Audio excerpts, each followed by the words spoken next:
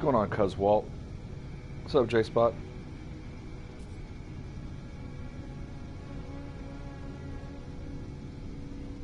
Johnny B says, Kzzzt. What's going on, Johnny B? I'm still flying around that squid that your good juju helped me find, Johnny.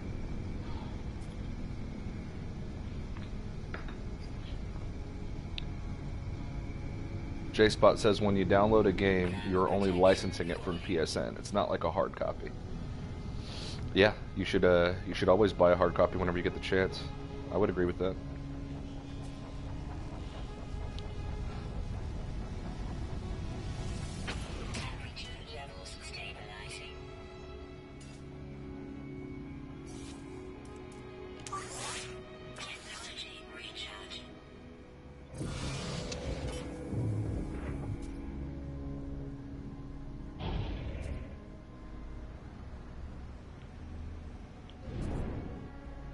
Alright, so with this base that we're looking at right here is exactly 7 minutes 50 seconds on foot from this portal. The reason I bring that up is if any of you guys are in the Delta or want to be in the Delta, you're looking for a place to live, come check out the newly formed Free Delta Initiative. This is basically the Federation-approved hub in the Delta that myself and Lily Hop, one of the founders of the NMS Cafe, helped to set up. So.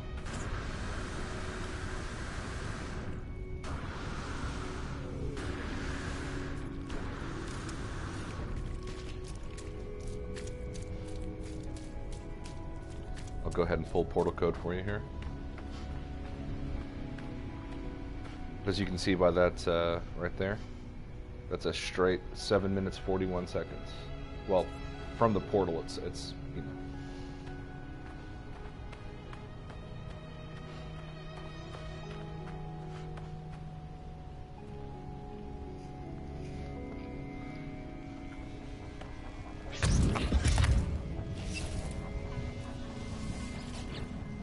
Lily is awesome. I'm not going to feed all that right now. I just don't have the resources. I forgot you have to do that. But yeah, if you guys are interested, I'll post to my Twitter account later today. What I can do is here we go.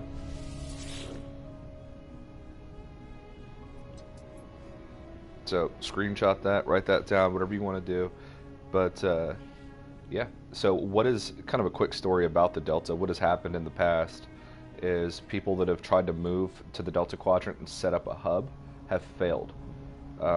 They've either started a war or have upset people or whatever the case was. So, you know, once me and Lily sort of got together, and you know, she's always wanted sort of like a hub or a zone for her cafe people that want that, and a lot of them do want that. She's just never set it up because, you know, there's a lot of complexities to setting up an approved hub. But, you know, working with the Federation has a lot of advantages. So with everything kind of going on right now with the Federation, the Galactic Hub and all that kind of stuff, that aside, because, you know, we're a neutral sort of body within the Federation. The cafe, which is called Cafe 42, is recognized, is on the Pilgrim Star Path map. So you can get these very coordinates there. If you pull up the Pahefu map, you'll see it under all the different, you know, civilizations that are there. So you'll see Cafe 42, which is located in the Free Delta Initiative hub. So, you know, we'd love to see some new residents out here. You don't have to be part of No Man's Sky Cafe in order to come here. Anyone is welcome. Pirates, bounty hunters, traders, and explorers alike. You know, we have a very, very sort of open system. Not a lot of ridiculous rules. The rules that we do have to be followed to keep the peace, but we accept anybody. And if you've seen John Wick, just think the Continental.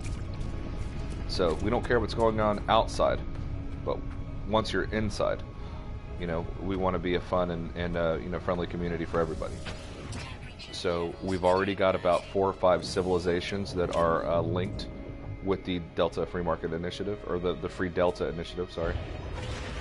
One of those civilizations is the Hidden Panda Bank and Trust. You guys will be hearing more about that in the future.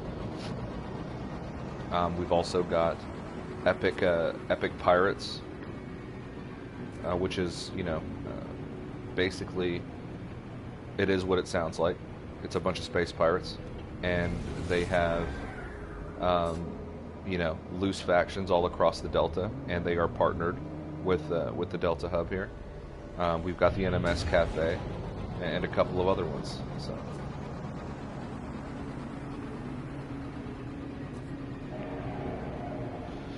J-Spot says, I lost my PSN account, lost all of my downloaded games. I have them on an external drive, but I can't play them.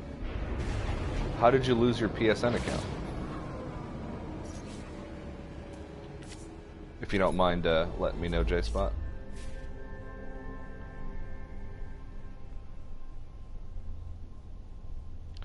We got Sandiron Pillay. What's going on, man? Nice to have you in the chat, Sandiron. Or Sandarin. Or just let me know if I'm pronouncing it wrong. I think it's Sandarin. We'll say Sandarin. But hey, while you guys are here, one of the things I also wanted to talk about was, so today, 3 p.m. Central Time, so in about 3 hours, well, actually in 3 hours, inside Xbox will be doing a live stream. And their sort of promo screen that they did the last time showed that they may be talking about No Man's Sky next. I'm pretty confident that they will be, because we're basically, today marks, I think, exactly 2 weeks away from the next update. So if they were going to do any sort of promotional activity, release any more features or screenshots or video, now would be a good time to do it. Not saying that they will, you know, obviously total speculation. But that being said, you know, you might want to tune in for that. I'll be in the chat section. You guys can hang out with me there. But inside Xbox, man, they're gonna be talking about No Man's Sky next today.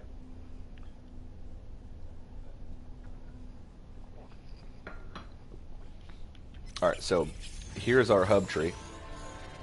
We don't have naming conventions in the Delta in our hub. So let me kind of zoom out here. So this is our hub tree.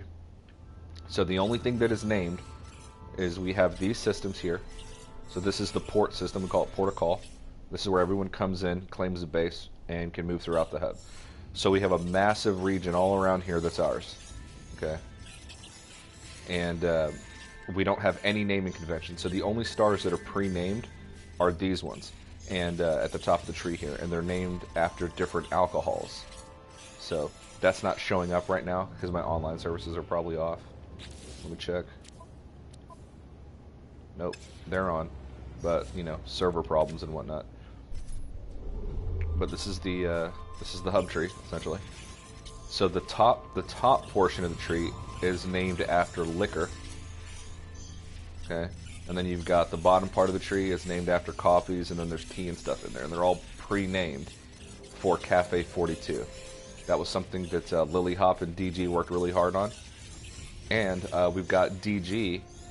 He's seeding farms in permadeath survival, and then hopefully, you know, we can partner up with somebody and start seeding farms in normal, and then you know, stuff like that. So we're going to be building this thing out. This will be the core. So this is where we're going to have our farms and all of our research and stuff like that in terms of multi-tool technology and all that kind of stuff is going to occur here. There's about 141 stars in this system, or in that cluster, and so that's what we're going to be working with right here. So as you can see, this is called Moonshine. You know, the names will start popping up. It just takes a second. But the reason why we did that is because let's say that you're looking for a specific star. You could say, oh, I'm exploring Bailey's 42 right now. Well, you know that the top half of the cluster is named after alcohol, so, or Killian's Red, for example. So you go, okay, top half is going to be alcohol, and then that kind of helps narrow your search down. But everything around here is free to claim, and we don't have any naming conventions. So if you come here, you don't have to claim something as being Delta Hub or claim something as being Cafe 42. You just claim it. We're sort of the neutral entity here in the Delta that's Federation approved. So yeah.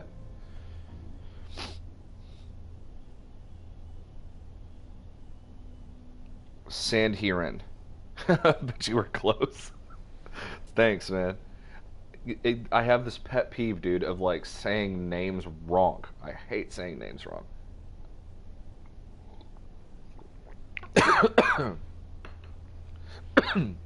Sorry about that. It's like when I pronounce Alexisek. I think that was like pissing him off. And one day on a live stream, he was like, "It's Alexi, check." And I was like, ah. And I think Sword was trying to tell me that, but I wasn't listening. So, shout out to Sword. In fact, we actually got Sword in the chat. Sword says, "What's up, Panda?" What's going on, Sword? Long time no see. Hey, by the way, I'm sure if you're here, you've subbed to his channel. But he is Sword of Sem and Sword Noobs in Space, which is an awesome channel. And as a content creator on YouTube,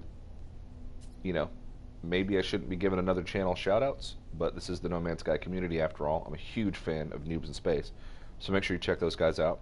They are growing faster than hell, and they deserve it. And they play No Man's Sky, but they play other games too, including Fortnite. So, plus Sword is part of the Amino Hub, which is located in Alpha Quadrant, and he does a lot for the community, a lot for Amino Hub, seeds farms all over the universe, and just an overall badass dude. Johnny B says, "Thanks for the info, I'll have to tune in." Yeah, dude, do not miss that, dude. For anybody that's just jumping in that didn't hear, Inside Xbox is going to be on today at 3 p.m. In their sort of promo screenshot or whatever it was that shows like that pops up on the screen that shows the different games they're going to be talking about. The icon for No Man's Sky Next was located in there. So I would imagine that today, when they go live at 3 Central Time, 12 Pacific Time, when they go live, they're going to talk about Xbox at some point. So just sort of, don't expect anything, but just tune in and cross your fingers that they talk about next. Let's not let speculation become expectation, but let's hope that maybe Sean Murray's there, or that maybe we get some new features, or we get a new look at the content, or whatever the case is. But we'll see. We'll see how it goes. But we're exactly, I believe, 2 weeks out from the launch of No Man's Sky Next, and this would be a good time for them to start ramping up things in terms of sort of promoting the game and stuff like that, and like letting people know, because there's going to be a lot of Xbox people that are curious about this game or interested, but they may not necessarily buy it because they don't know what this is, right? They're not buying Atlas Rises or Foundation. They're buying No Man's Sky Next. So they need to know what they're getting, and it's impossible for them to know that at this moment. So that's just sort of like my 2 cents on that. And I don't know if you guys watched Bicycle Walrus's not last video, I think it was the second to last video that he did, sort of regarding, the curiosity with Xbox players about No Man's Sky, but also their apprehension to pre-order the game. And as far as I know, you can only pre-order the physical copy, not the digital copy. And he's absolutely right. They don't... I understand what Sean Murray's doing. I understand that he wants to let the game speak for itself. He doesn't want to do any promoting and stuff like that because of what happened with the launch. And that is totally understandable. But the fact of the matter is, you're selling a product and people need to know what that product is. So, the ARG is a great marketing tool for,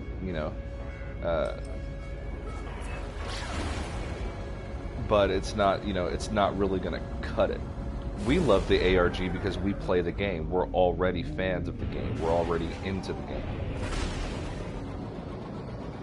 But for the new players that might be interested, I feel like they can do a better job at sort of cluing people into what this is. So let's hope that they talk about it a little bit more today, and we get some better insight into what's going on.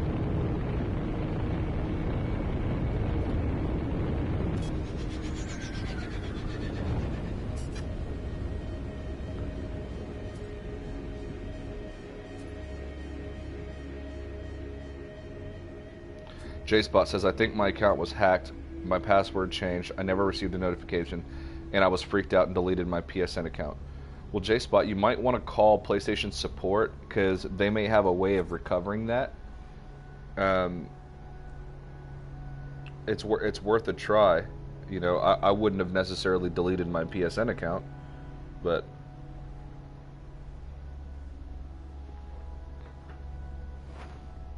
Do you have PlayStation Plus? Did you have anything in the cloud?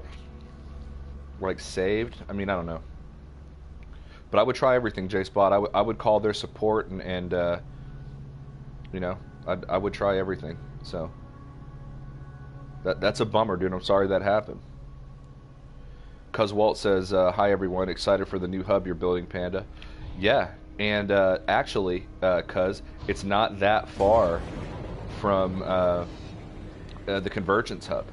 So the Convergence hub is literally on the line between Gamma and Delta near the center, and we're not that far from the center either. But we're definitely in Delta, in the upper left corner towards the center. So we're not that far from the Convergence, and I'm probably going to be visiting the Convergence quite often, actually, because I love you guys over at the Convergence, which I might be streaming for the Convergence later on today on Twitch. So if you guys have Twitch and you don't follow me there, just follow me on Twitch. It's the same name, Hidden Panda Show. So look me up and give me a follow. But yeah, the Convergence is a great community. They stream lots of games, not just No Man's Sky, but there's lots of great No Man's Sky streamers there as well, like Cuz Walt. Cuz streams there. We've got Boondock, Melamoni, K5RTO. Some of you guys know him as Cult, and stuff like that. So Dave Langer, big shout out to Dave Langer. He's over there as well. So they're a great community over there in the Convergence, and we're not that far away. We're neighbors, man.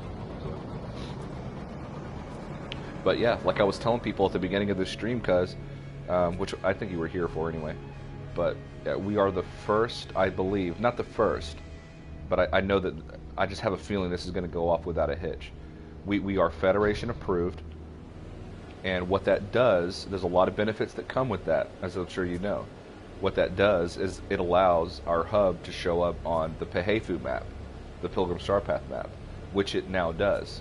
So you can find our coordinates by opening up the Pilgrim Star Path map, and you'll see a civilization listed under civilizations called Cafe 42, and that's Lily's civilization that is partnered with the Delta Free Initiative, or Free Delta Initiative. So Lily Hop is actually a co-founder.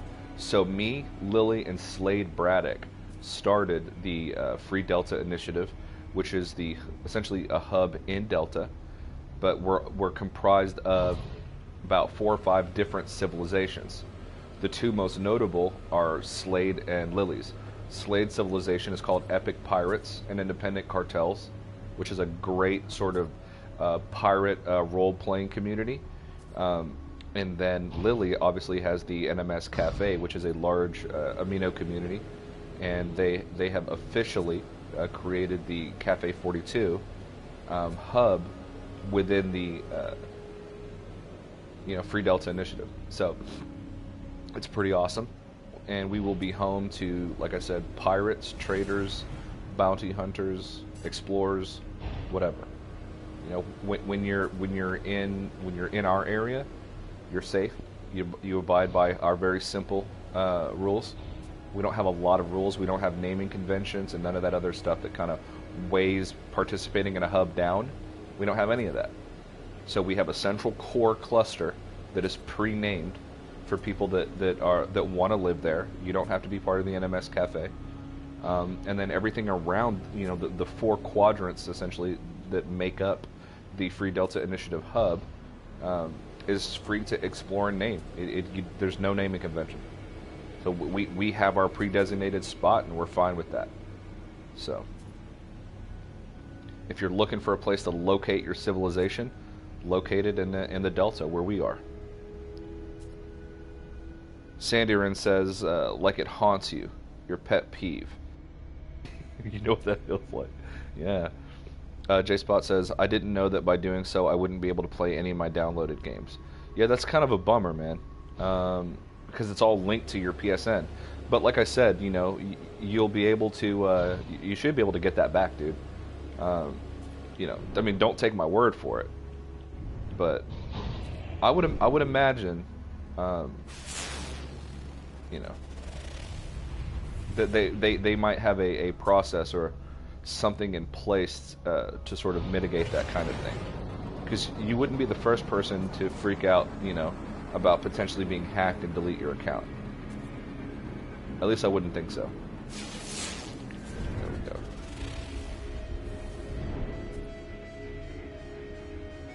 Nope, don't need that. We've also been doing a lot of research in the Delta so far. We found an experimental multi-tool. We're looking for a lot of S-class stuff. We've already seeded some farms. We're going to be seeding more.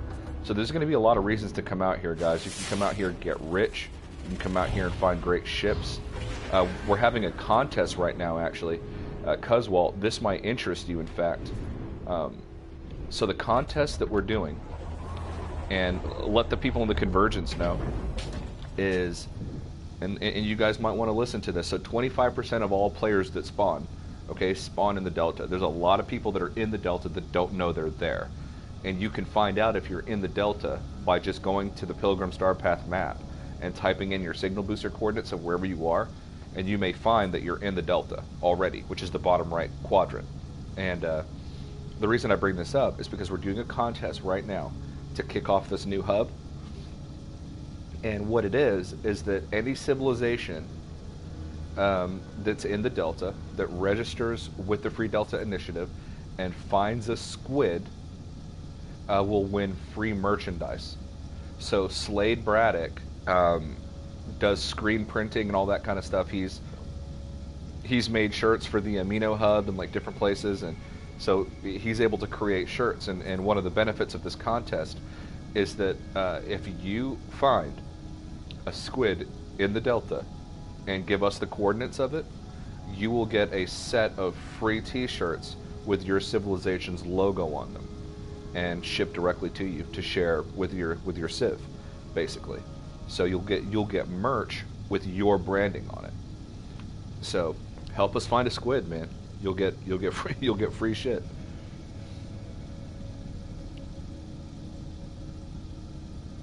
Semtex says, "Love you, Panda." Thank you, mate.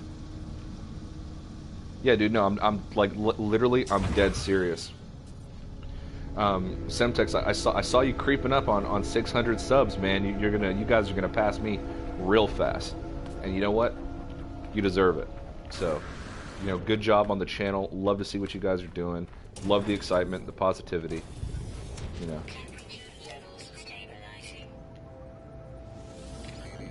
Love the videos you've been putting out. So.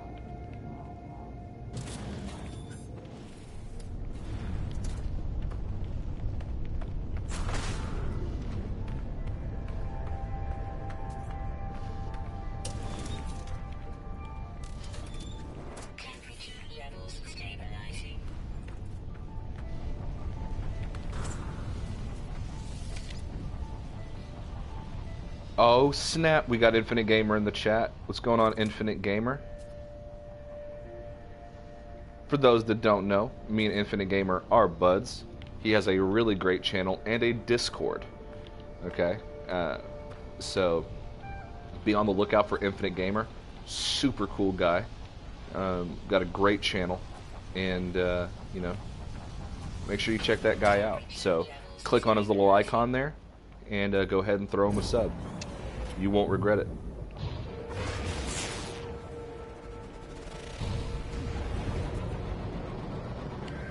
His live streams are a lot of fun. So sometimes when I'm driving, I can't really get in the chat. So trust me, Infinite Gamer, I'm there. But sometimes when I'm driving, I'll tune in and yeah, listen to what you got going on. So.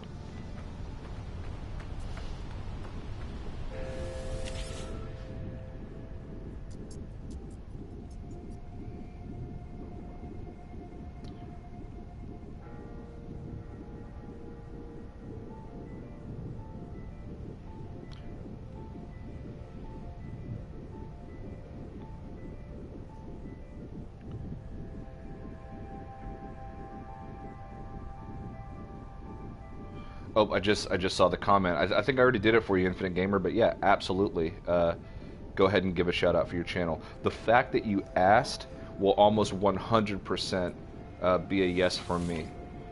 So, you know, it's one thing to slide up in somebody's chat and start talking about your own thing. But if you're asking permission, you have 100% have it.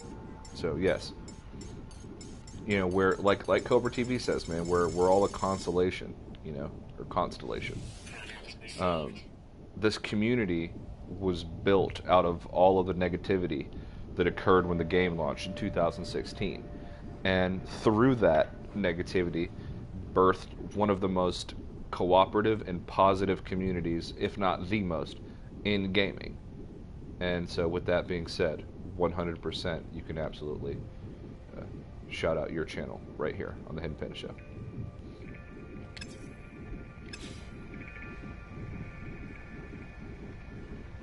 What's going on, Mike Tracy? Welcome to the chat. We got Luke Meir. Hopefully I pronounced that right. He says, hey, I'm new here. Just asking, are you planning the hub for next or building it right now? I mean, what if the galaxies change? Good show, by the way. Thanks, Luke. Great question, man. Like, seriously, great question. So, both. So we are building the hub for next, and the galaxies and everything will almost certainly change. They may take away all the alternate dimensions and flatten everything out. Maybe they don't. We don't actually know. But really what we're trying to do right now, because we're sort of doing everything on a... If you know anything about Panda out there, guys, you know that sometimes I get in a mood and I'll just do it. Right? I don't care. I'll just do it. And that's kind of how this thing was formed. There was a bunch of just bullshit, like role-play bullshit that happened. Here's the thing. I don't mind role-play at all. I don't have a problem with role-play in any form or fashion. The problem is when your role-play bleeds in to other people's real-life projects. So what happened was I was with the Galactic Consortium. I am still loosely with the Galactic Consortium, but the founder of the consortium, and I was a leader there, let RP, or role-playing, sort of go to his head and made a couple of decisions that sort of put real-life people's assets at jeopardy. Farms that they built, stuff like that, sort of open us up for attack.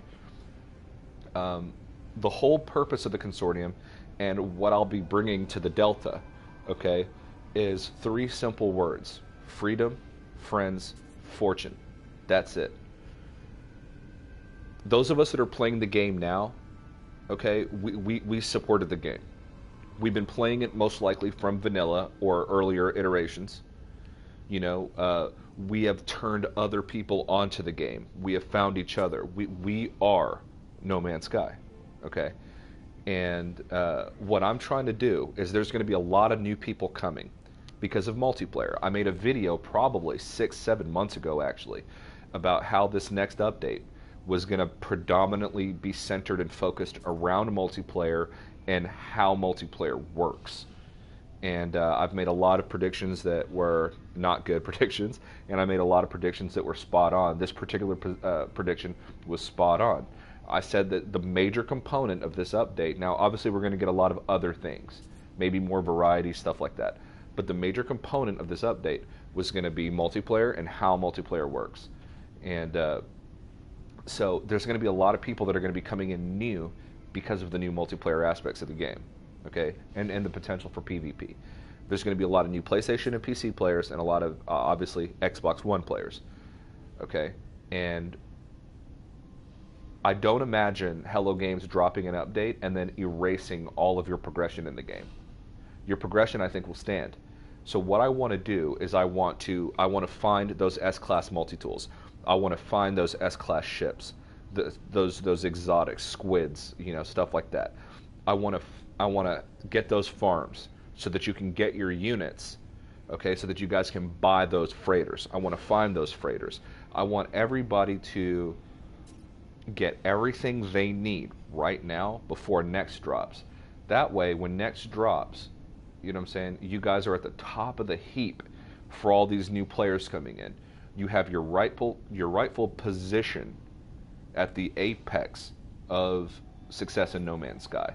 You're multimillionaires, billionaires. You've got freighters. You've got 6 ships. You've got exotics. You've got everything that you need when that sucker drops. That's the plan. That's what we're going for. We want to help you achieve freedom, friends, and fortune. That's it. That's actually our motto. It's just those 3 words. Keep it simple, baby. You know how Panda do it. Sanderin says, you're in Euclid, right, Panda? 100% I'm in Euclid. Yes. We've toyed around with the idea of establishing the Delta Hub in other dimensions, but I have a prediction, and I'm probably going to be wrong, so again, don't let speculation become expectation. But I have a prediction that when the update drops, that all of these different dimensions are going to go away. So we're not going to have these alternate universes. I think that they're going to be areas of the overall No Man's Sky universe that you can travel to openly. What makes me think that is in the game's description. When you go to pre-order the game, one of the things that it says is that all players are in the same galaxy.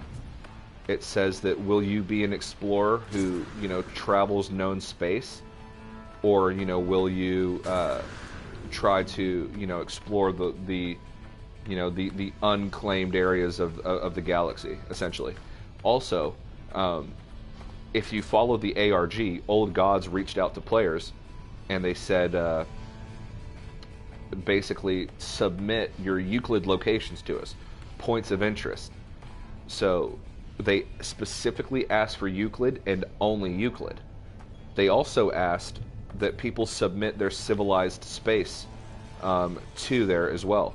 So I submitted the Convergence, obviously the Free Delta Initiative, and others as well, so that we can all get in there, because I think there's going to be some sort of recognition or faction play. So my suspicion is that all these dimensions are gonna flatten out. Okay, they're gonna be accessible. So you'd be able to essentially fly to from the Euclid to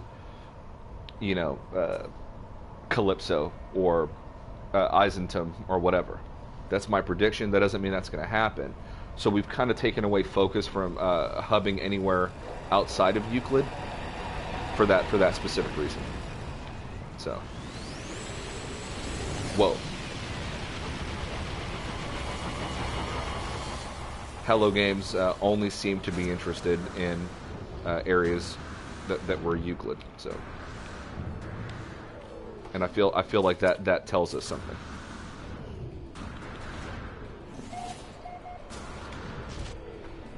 You know what? I'm going to locate a trade outpost. I want to see what kind of ships are here.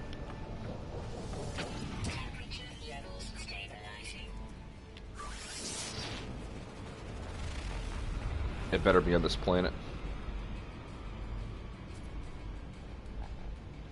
If you're excited for next, smash that like button. Absolutely. I'm way up on the chat, guys. Let me get caught up here. Oh, snaps. We've got Martin Requiem. He says, nod, nod, nod. I stream and part of the Convergence. Yes, Martin Requiem streams and is part of the Convergence. And if you don't know who Martin Requiem is, you sort of kind of just failed at No Man's Sky in general. But yeah, no, super cool dude. Guys, make sure if you're on Twitch, please go check out the Convergence. I'm going to be streaming with the Convergence later today. Not like with them, but as part of their community. And I'm probably going to live stream on Twitch a little later. So stay tuned for that. But yeah, man.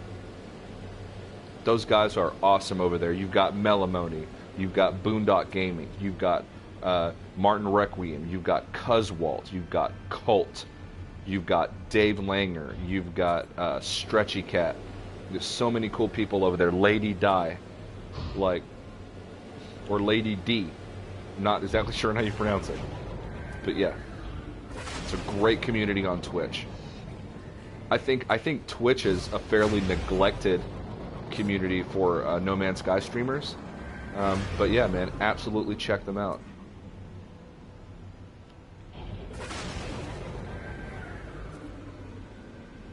So I just actually saw a notification from Mac Foraday, who's also telling his followers to stay tuned for Inside Xbox. So I'm not the only one that has a suspicion that they're going to be talking about next on that. It's fairly obvious that they will be. But yeah, you're going to start seeing a lot of notifications now on PlayStation, on Twitter, on all the different avenues, Facebook, to tune in. So make sure you guys are there. I'm going to be in the chat most certainly. So be tuned, or stay tuned. Who else we got here? Martin Reckham says, "Hey, cousin Sam." Absolutely. I don't think I follow at Hidden Panda Show on Twitch yet. Let me fix that. Martin, come on, bro. That should have been first step. That should have been the very first step. Come on, dude. No, I'm joking.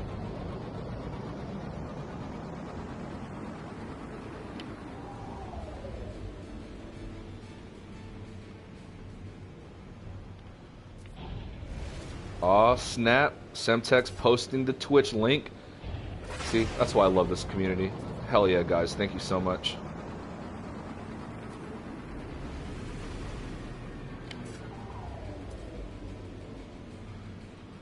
You know, not to steal from Semtex, but, you know, like he says on his streams, man, all your icons are there.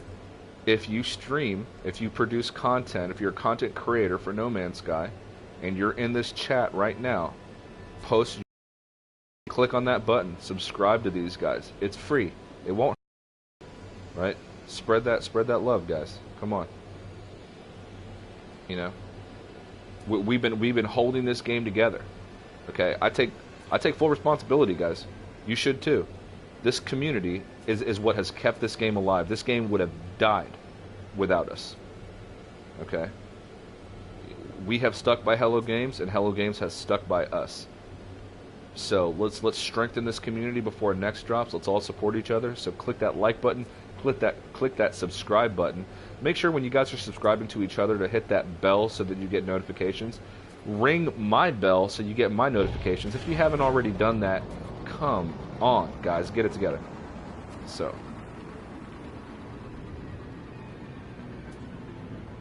because when Panda plays, you guys gotta know. You gotta know so you can be here.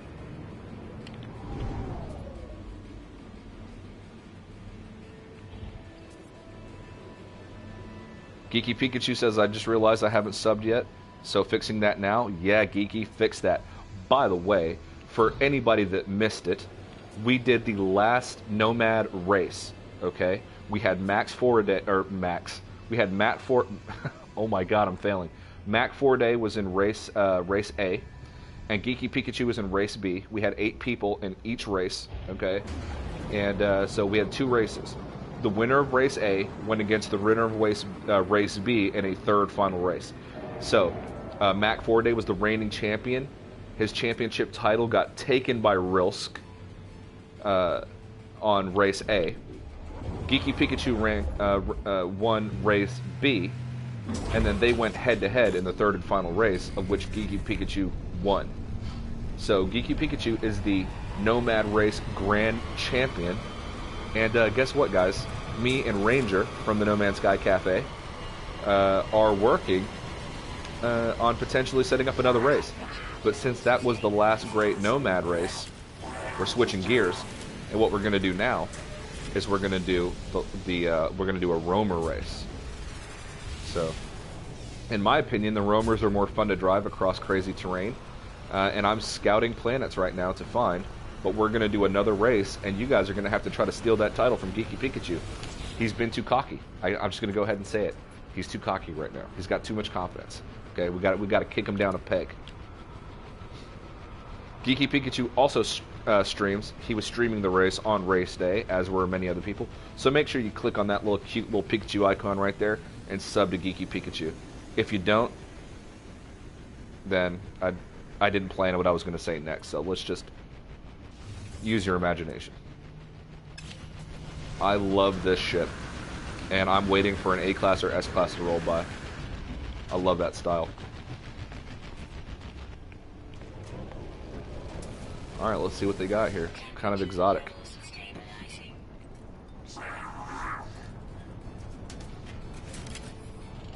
J Rush in the chat says, "Hi Panda." What's going on, J Rush? Welcome to the Panda Show, bud. Thanks for stopping by. We got Legend Productions in the house. Make sure you subscribe to Legend Productions. I am. He goes, Legend Productions says, "I just got to the hub on Survival, found S-Class Fighter. Now I just wait for the update." Which hub you talking about? Galactic Hub, AGT, our hub, the Delta Hub, you know? You know, we represent that hashtag Delta Life, just saying. You don't have to hashtag it, I just say that sometimes. But yeah.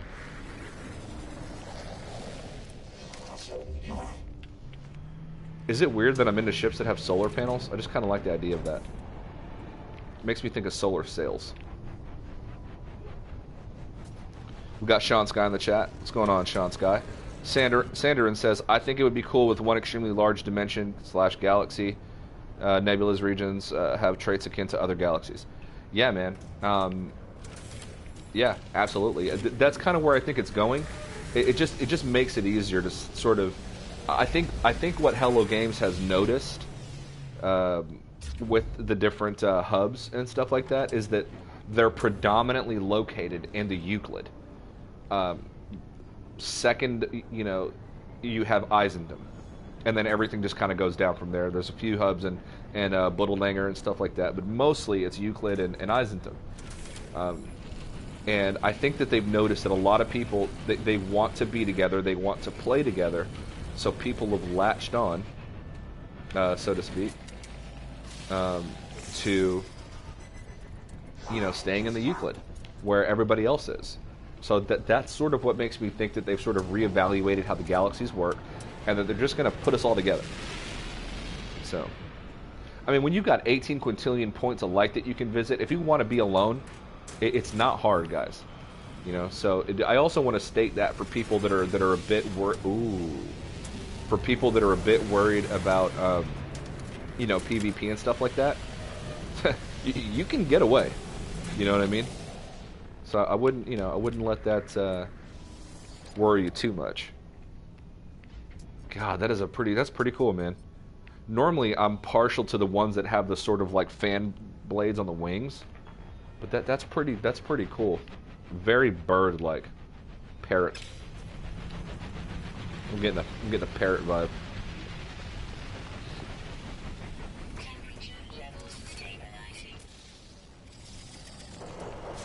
Oh, what you is?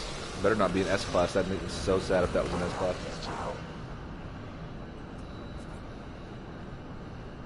Seems like Sean Sky agrees with that. Yep, absolutely. We got Wizard in the chat. What's going on, Wizard? Patrick O'Neill, a.k.a. Stark Wolf, for those that don't know.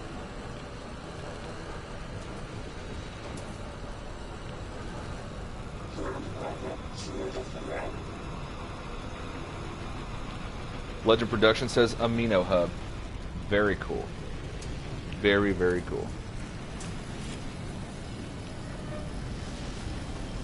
You know, I've got a little secret for you guys. I'm a big fan of the Amino Hub. I have 2 Amino Hub locations in my terminus address when I go to the terminus that I want to keep in there, so that I can literally jump from the Delta to the Alpha at any time. The Amino Hub is just a freaking wicked place.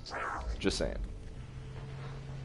And if you go to the Amino Hub, you're going to find Sword flying around doing his sword thing. Sword the Horde.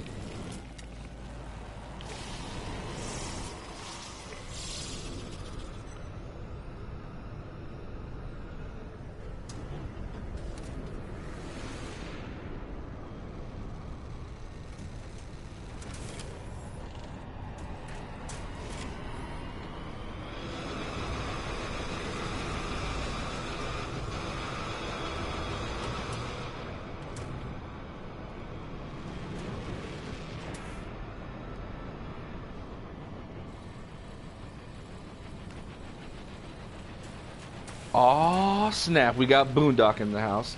Okay, guys, for those that don't know, I'm sort of a Boondock fanboy from, like, way back in the day.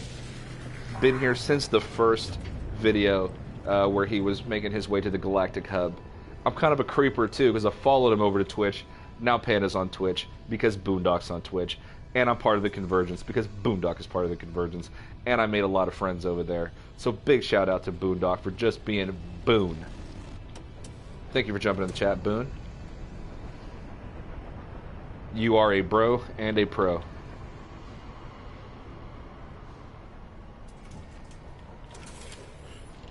And for those that don't have Twitch, if you've been wondering where Boone has gone to Twitch.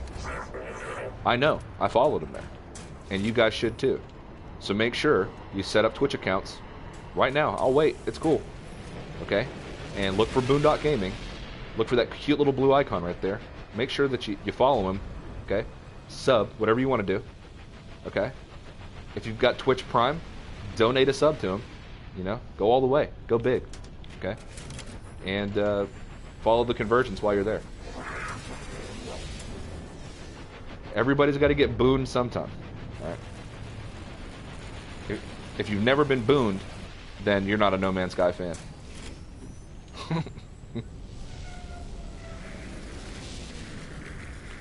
Sean Sky says, so hyped for Xbox, Inside Xbox today. Yeah, man. Absolutely. Aw, Sword, why you gotta call me out like that? Sword says, you got that billion yet, Panda? No, I'd be spending too much of that money, Sword. You know how it is.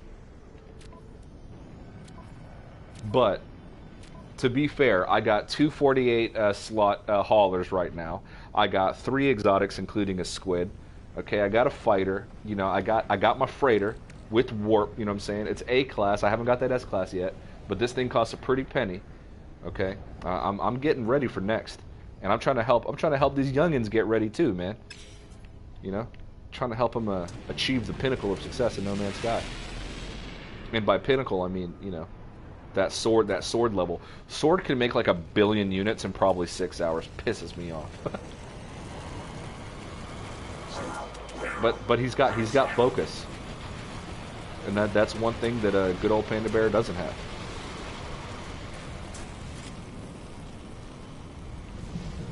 But you know what I do have?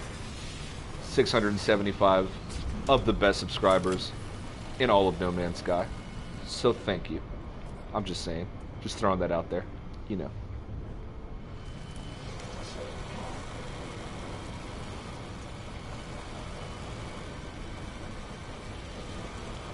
Come on.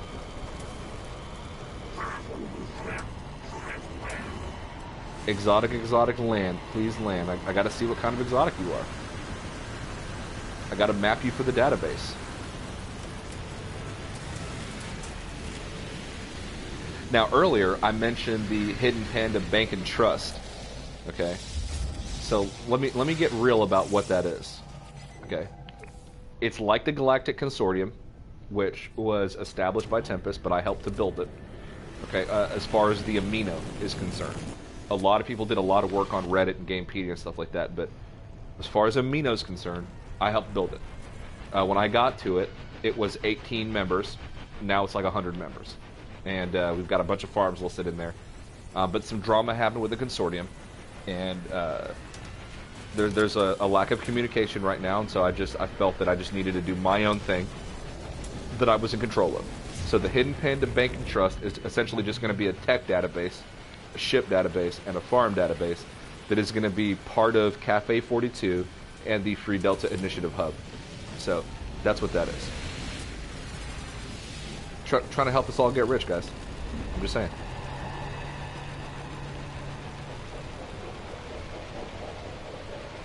Trying to get us ready for what's next, you know what I'm saying? But no, to answer your question, Sword, I have not hit 1 billion units.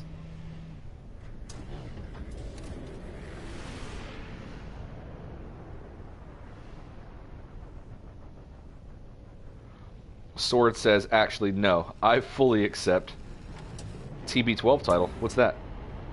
I don't know what that is. I feel so dumb right now. Nerve says, hey, dude. What's going on, Nerve? Welcome. Thanks for stopping in the chat, saying hi.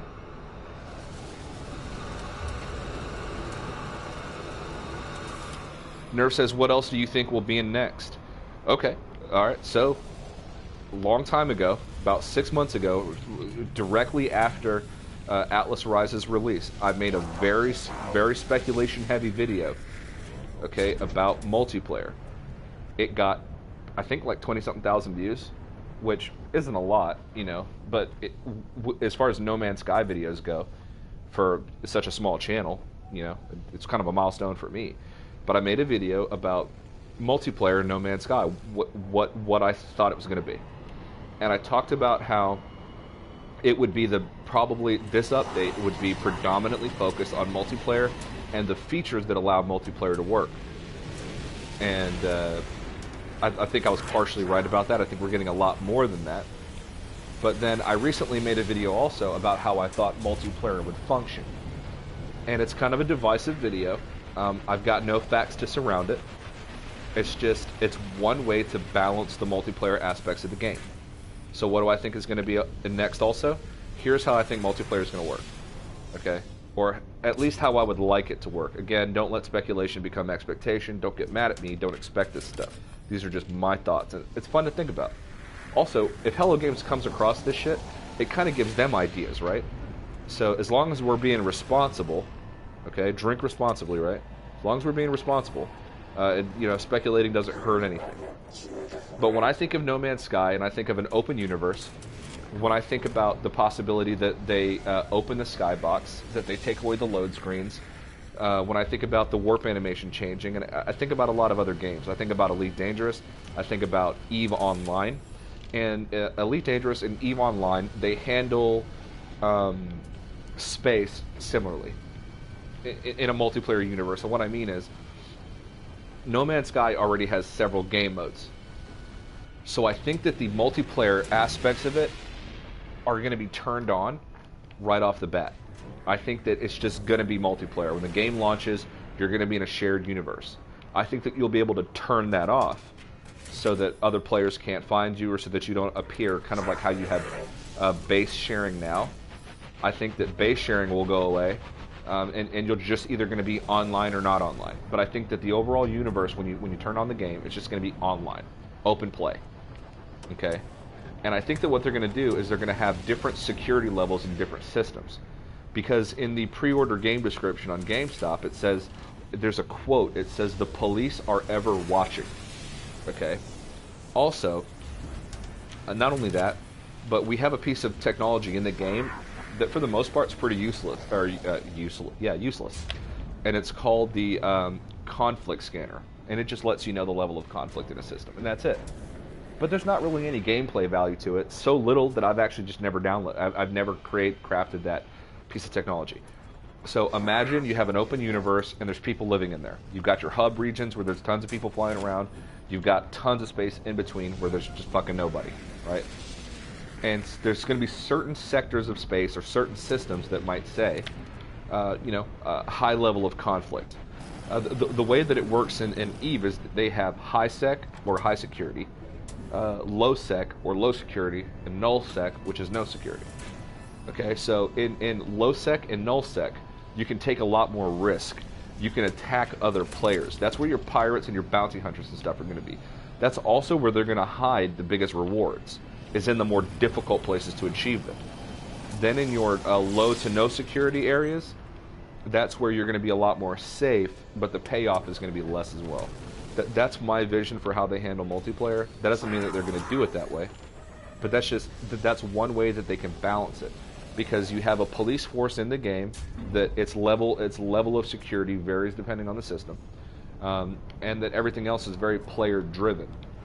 I want to see more player-driven interactivity, trading between players, building between players, exploring between players, bounty hunting, and being pirates with other players. That's what I see. So. Got Cookie Marco in the chat. How much time till Xbox event? The Xbox event, well, Mac Forday said it was going to be in an hour and a half, and he said that about 20 minutes ago. My understanding is that it's at 12 Pacific Standard Time which, as far as I know, is 3 p.m. Central Standard Time. So it should be at 3 Central Time.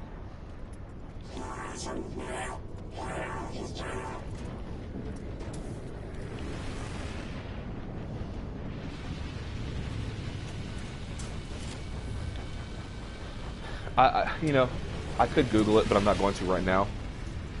Sarkwolf says 3 p.m. Eastern Standard Time. Okay, so it's 2 p.m. Central, so I was wrong. I used to live in Florida and Georgia, so I always get the time zone difference confused. So I apologize. It looks like it's going to be 3 Eastern Time, 2 Central. So Mac was right.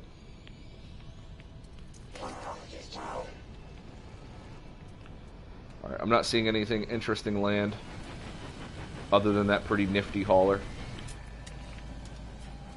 That's a pretty cool shuttle. I like the shuttle designs. They're just always the weakest spaceship. That's why I never own one. I used to have one. But I love the cockpit design, and I love how they always have like big wings, and they sort of have a more reasonable and realistic sort of shape to me.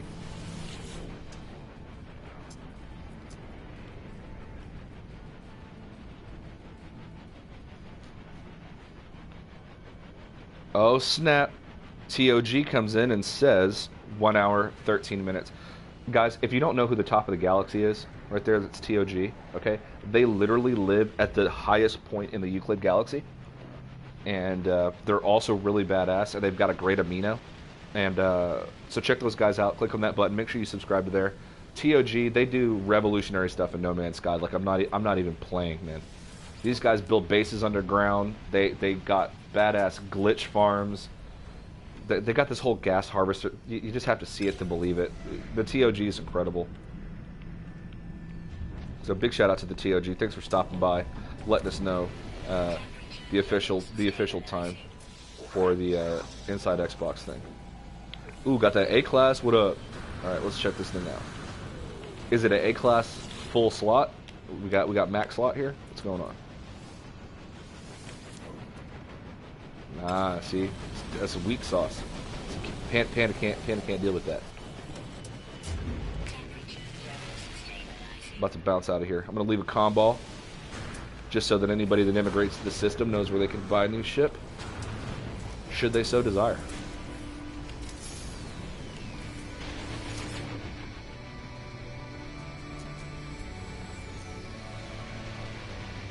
Shark Wolf says, I love Panda's thoughts on security. Thank you. Boondock seems to like it as well.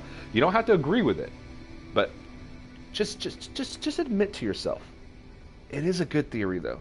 Deep down inside, your nipples get hard. You start picking up some radio stations because the theory is just that good, right? I mean, come on.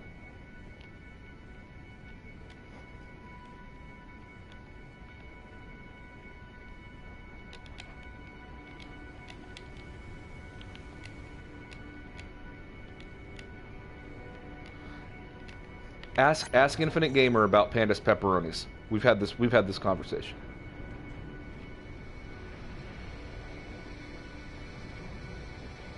Nerve says, but do you think the animal AI and procedural generation variety will be overhauled? Almost certainly. So, I'm going to show you guys something. Hold on.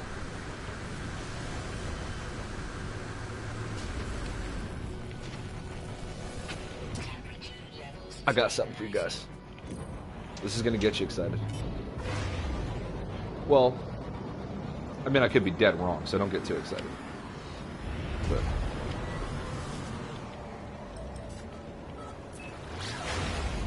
I'm going to go to someplace in the Amino Hub real quick.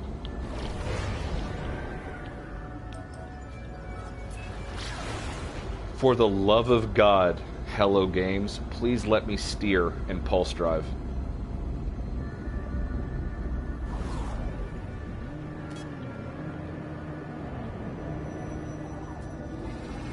I did that specifically for HiddenJewAgenda. HiddenJewAgenda, my channel partner, if you're watching the live stream, I did that move for you, bud. Because I know that right now your skin is crawling and you want to kill me.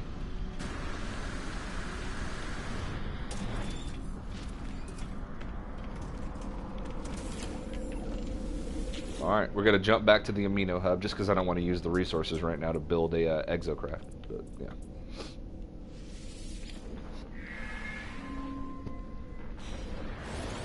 Yeah, Nerve. I do think it's going to be overhauled, man. Completely overhauled.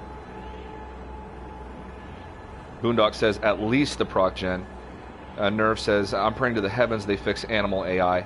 Yeah, me too. I really do want to see that level of animal AI that was showcased in E3.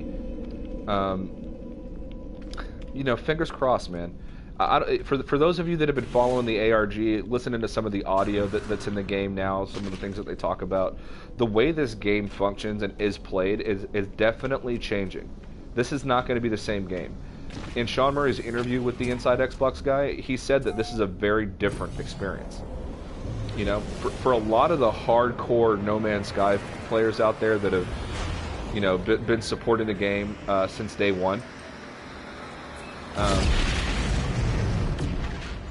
this update might turn you off, actually.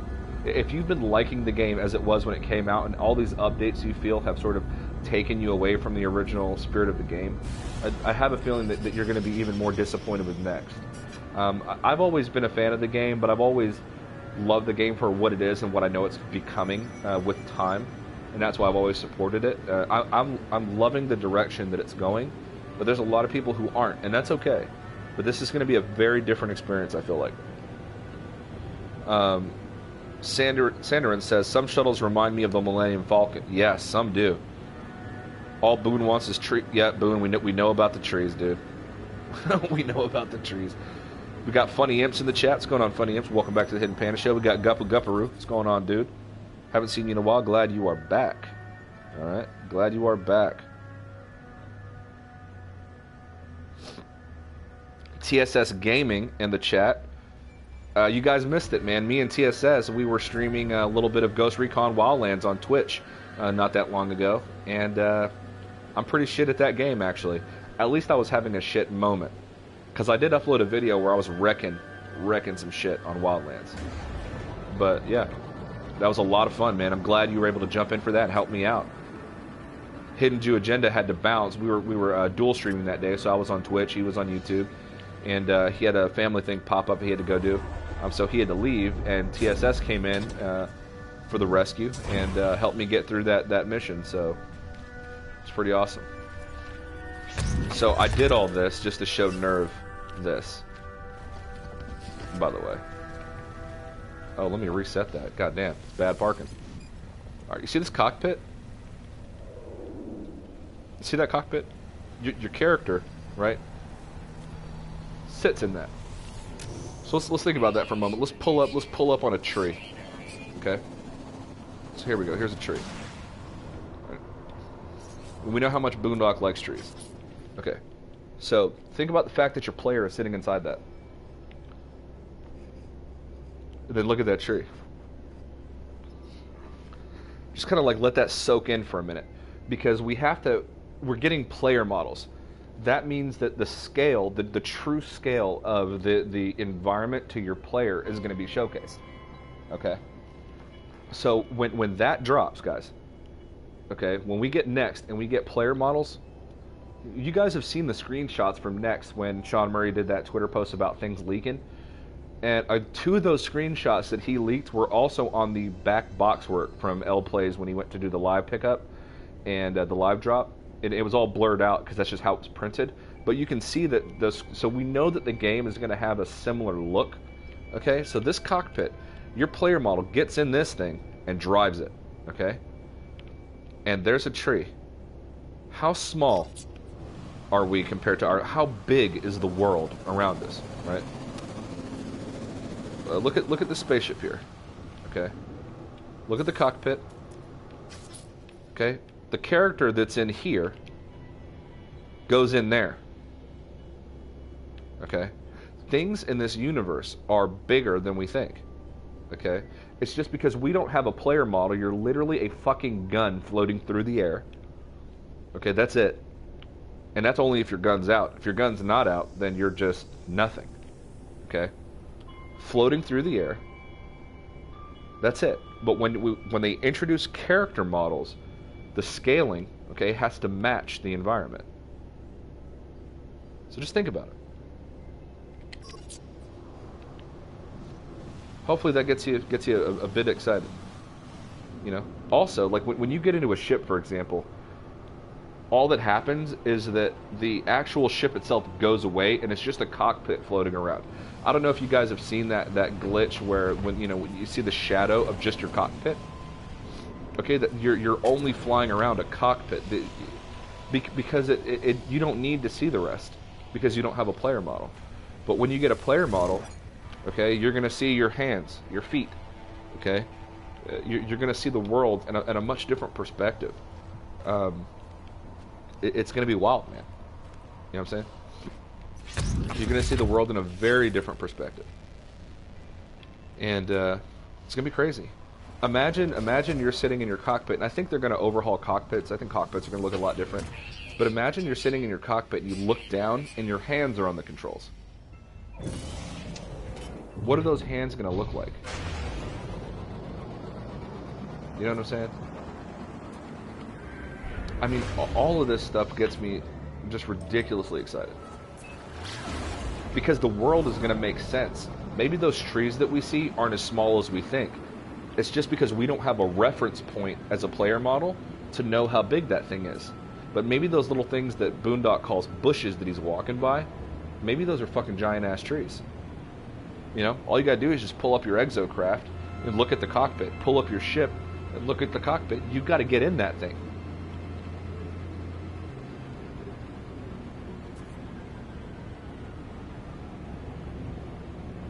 I'm just saying, you know?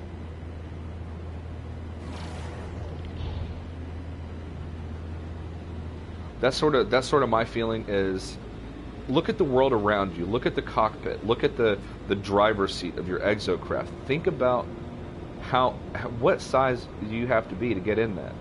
And then now look at the rest of the universe in that lens. These planets are fucking huge.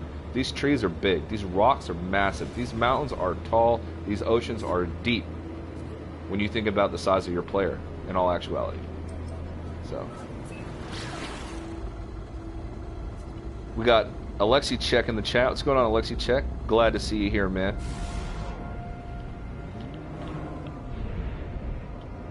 Alexi Check, founder and CEO of Alexi Corp. Okay. This guy makes some fantastic permadeath survival bases. Alright. Some gangster ones. I don't know if we still got Johnny B in the chat, but while my freighter's here, we do a little showcase. So this is my 48 slot hauler right here. This is my new beauty, thanks to the amino hub. Okay. That's a bad son of a bitch right there. Alright. Love this fighter. Just something really cool and sci-fi about it. Real big fan of this one. It's got the X-Wing style cockpit. Alright, found that one in Consortium Hub. This one right here. Thank you for the amino hub for that one as well. Found this bad boy technically in the amino hub. I think it was the amino hub. This is the Pink Panther. So big shout out to Alexi Check for posting the coordinates of this thing. And Johnny B's Good Luck Juju helped me find it. So boom. There we go. See how tall that squid ship is? I wonder how they're going to fix that in Next. Because pretty much your legs break every time you get out of that thing. Here's another 48 slot hauler. You know, just keeping it popping, guys. You know, with the storage, gotta have a lot of circuit boards. You know, contained. But yeah. Also, Hello Games, for the love of Christ, fix that. Whatever is happening here, okay? Whatever this is. whatever that is. Can we fix that? Please. Please, please, please, please. Oh, I can't go in there. That thing is probably gonna slice my pilot in half right now.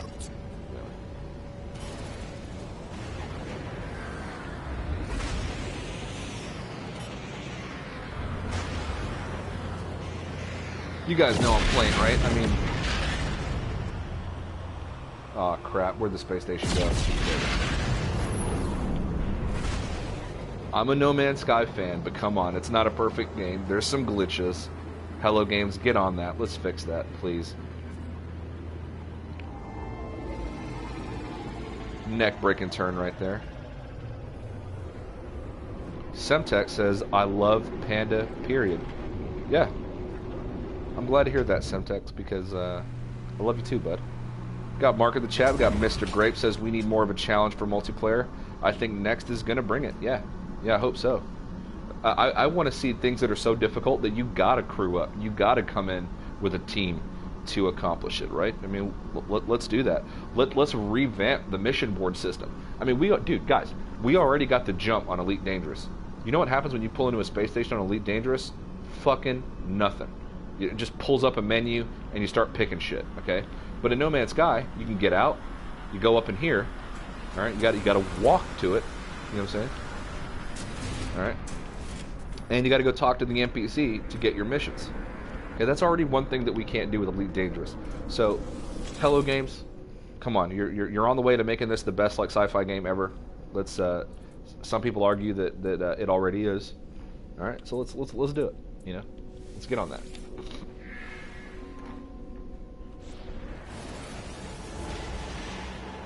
And I agree with Mr. Great 100%. We got to have more of a challenge. TSS says my favorite ship are the fighters. Got A class from pre 1.3, still my favorite ship. Yep, the fighters are pretty cool. I used to be more of a hauler guy, but when they did the new flight mechanics, haulers just don't perform as well flying. But they're still a great utility spaceship, and they're good for storing, you know, tons of things. So they still have a purpose, you know. I think Sword's favorite ship are the haulers also. But yeah, my favorites right now are the exotics and the fighters.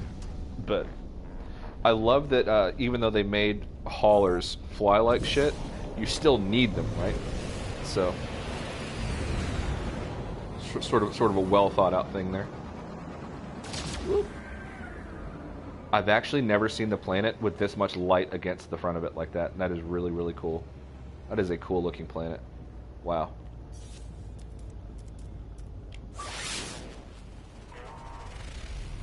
Hold on. Legend Production says, great news. I'm so behind on the chat, guys. Oh my fucking god. Great, sorry for the language. Great news. Hello Games will be on Inside Xbox today. Let's hope that's true. Can you confirm that? How do you know? Funny Imp says, crap, I missed the Pandarian wisdom. What theory? Ooh, you got to be careful when you use the word Pandarian, because there's already a Pandarian empire out there. Deep down inside, we all know that I'm the OG Panda. I'm the real Panda. But there is a Pandarian empire out there, and they got a really cool Panda logo. Kind of jealous, a bit salty, like quality beef jerky salty. Okay, so, but those guys are the Pandarians. So.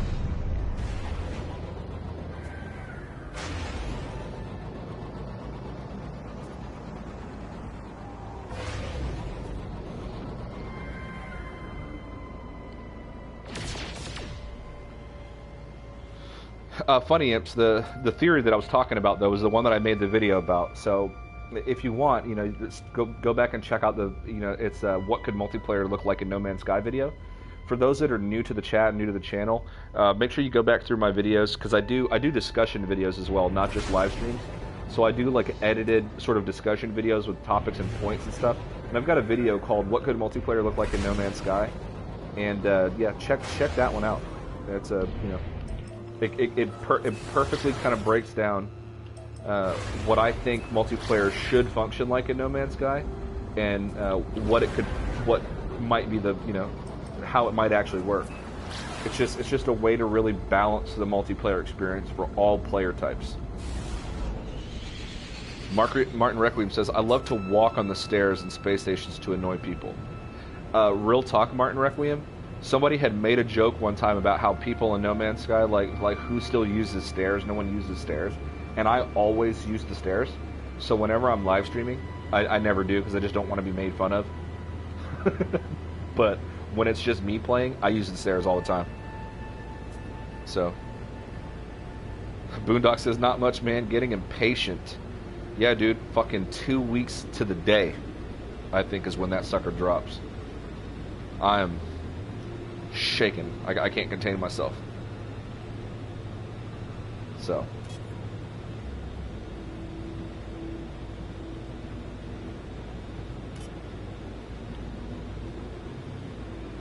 I'd like a little bit more realistic flight controls. I love the arcadey vibe because it's real easy to pick up and put down, but it just needs to be a little more difficult. You know, it'll also add to the combat too because it gives people an opportunity to be better pilots to win fights. So I think we need a little bit more of that sort of difficulty in the game.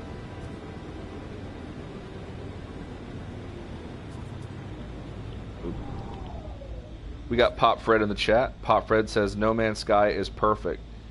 Pop Fred, No Man's Sky is not perfect. No one should think it is. The moment you think something is perfect, okay, you leave out all possibility of improvement. And there can always be improvement. Nothing is perfect, including No Man's Sky. No Man's Sky is a great game. It is not a perfect game. So, there's a lot of issues with it. That's actually pretty cool. Might take a screenshot of that. For some reason, it's just the way that thing is sitting on the horizon is kind of speaking to me.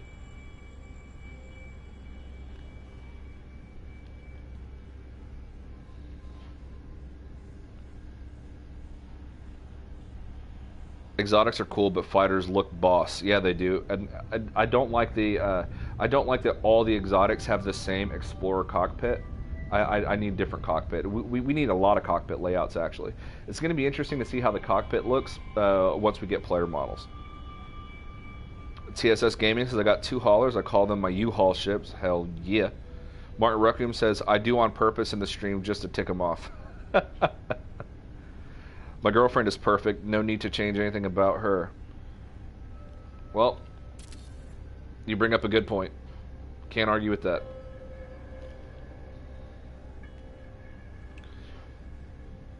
We got Martin Requiem, the OG Mac Daddy, in the chat. Also, I might need to say this. She might be watching, LOL. Ah, yeah.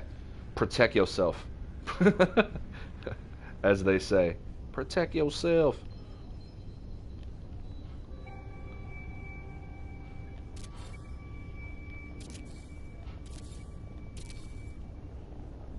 That little J.J. Abrams action right there. There we go.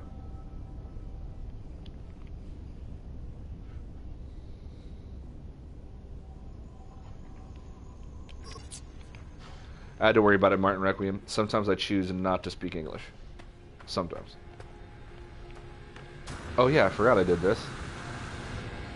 Me and Lily christened this this base here. It's the closest base to the portal.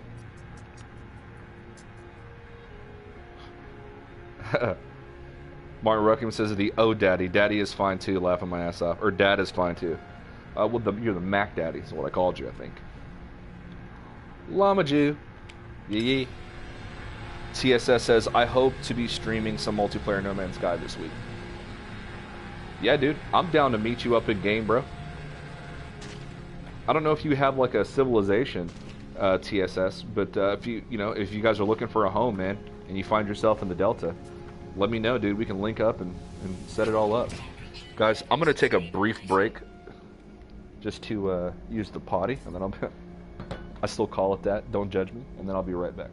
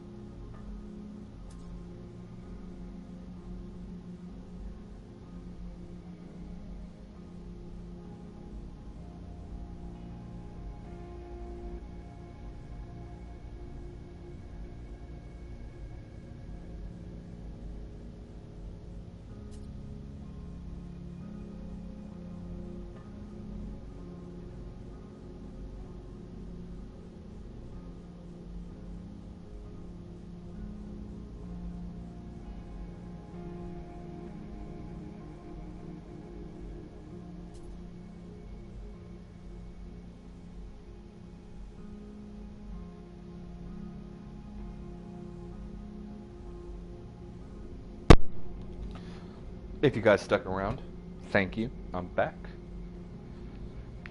Let's see what Sword says. I've gotten used to having an exotic, but the other 5 ships are haulers.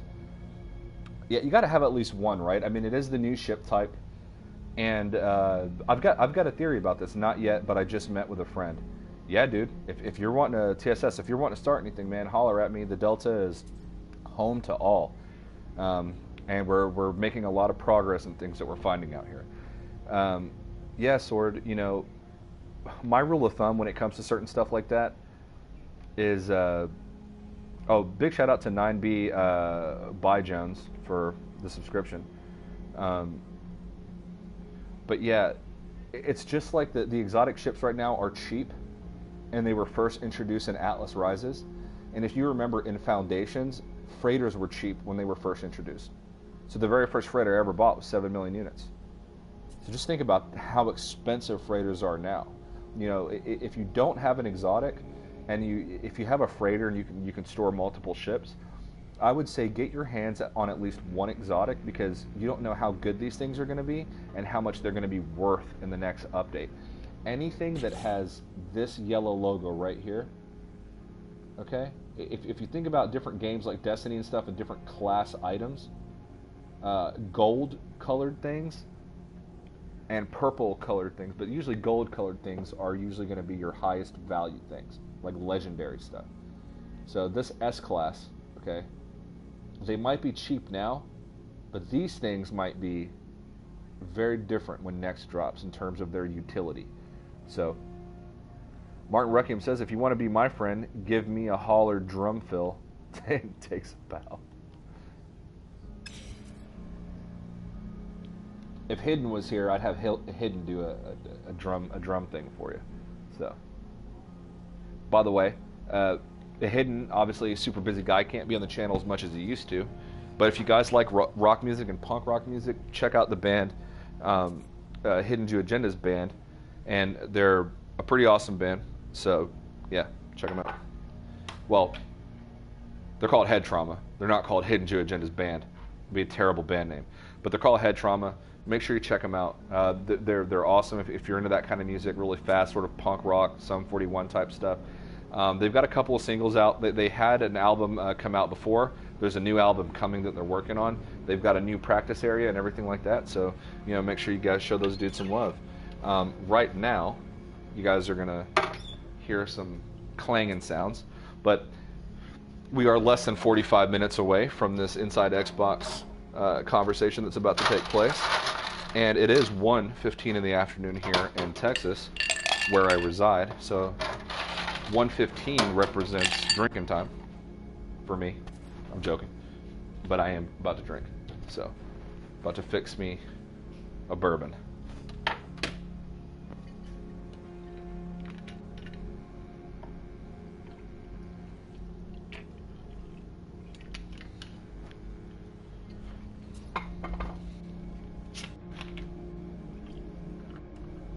For the kids watching, okay?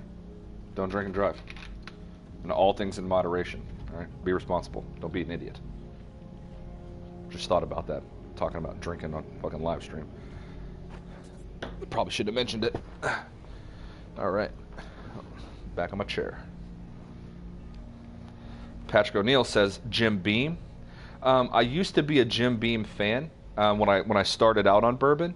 And then my palate has grown.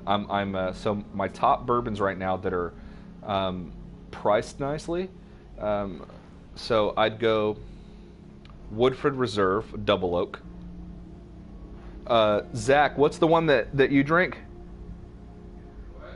What's the bourbon that you drink that's really good?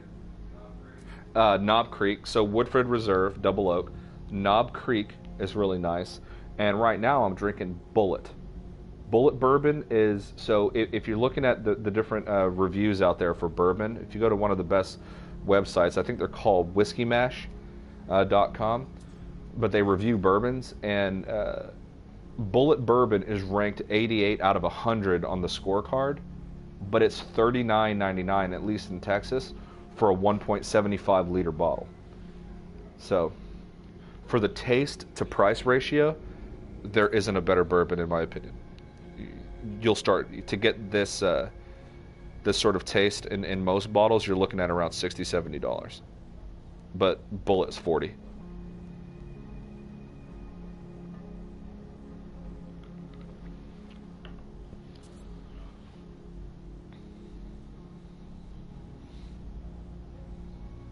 Sword says, the one I have has awesome bonuses, 64% hyperdrive. I'm getting 1,400 light years in it. Yeah, that makes me curious. What does mine have? Mine's got 52% hyperdrive, 57% shield, 49% damage increase. Maneuverability through the roof, okay? But it doesn't do a lot of damage. Mostly because I'm using the Infraknife Accelerator. I actually really like it. But it just, when you're looking at DPS, it doesn't do a lot of damage. By the way, I know he's not in the chat, but Zane's World, go to that YouTube channel and sub his channel.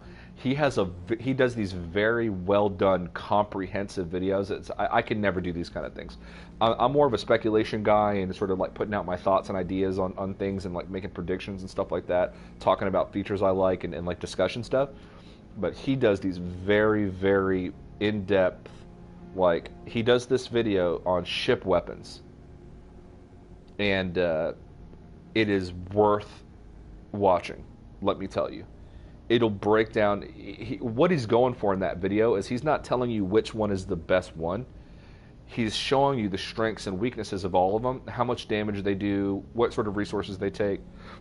It's very, very good. So big shout out to Zane's World, who's just a boss. And the guy's a full-time streamer, by the way. So show your support and go check him out. Throw him a sub. Like Semtech says, it's free. It's worth it. You know, throw some support at the guy. He's doing it full-time. It's his job. He's really, really good at it. He's done a lot for the community. And yeah, dude. Let me go ahead and take care of this right now. I don't know why I didn't fix that before. All right. Sanderin says S-Class freighters are like 5,000 light year. Well, holy shit. Just a whoosh across the stars. That's insane. I want to see how freighters are going to be handled in this next update. I'm really kind of curious about that. I'm very curious about that. Because I have this idea that they're going to open the skybox so we won't have load screens anymore. That we'll be able to sort of travel between interstellar space. I might be dead fucking wrong, but I hope that they do that. And I would love to see that in order for you to travel that far in a reasonable amount of time, that you'll need like a freighter. You know, I mean, I could be wrong. Yeah, I'm probably most likely wrong.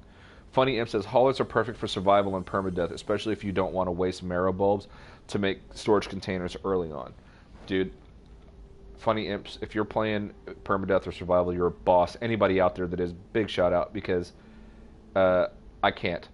I tried once, and I can't do it.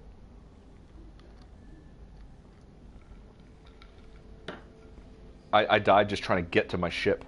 It was 18 minutes away in a hot planet. I had no grenades. There was no caves. I died on the way. I mean, you've really got to think outside the box to make it. JSpot J says, wish me luck. Are you about to call PlayStation? Don't do it now, JSpot. You got to watch Inside Xbox. We'll worry about that later, homie. You should have did that earlier. Now, if I'm wrong about what you're doing, then I apologize for popping up like that. But yeah. Yeah, man. It's gonna take you 30 minutes just to get a hold of those guys, and the Inside Xbox video starts in a half an hour, man. So I'm just saying, guys. I am uncomfortably excited about this thing, dude. I really am. Okay, I just love the setup for this cave. I didn't even realize that. That is a proper cave. I don't know. Maybe I'm just being an idiot, but I just love the way this looks. Permadeath has become my main save. That's crazy, man.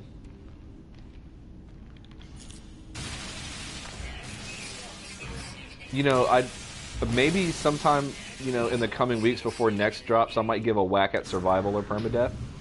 I bet it's fun, right? Because it's the intensity of knowing that everything that you're doing, if you die, is gone forever in permadeath.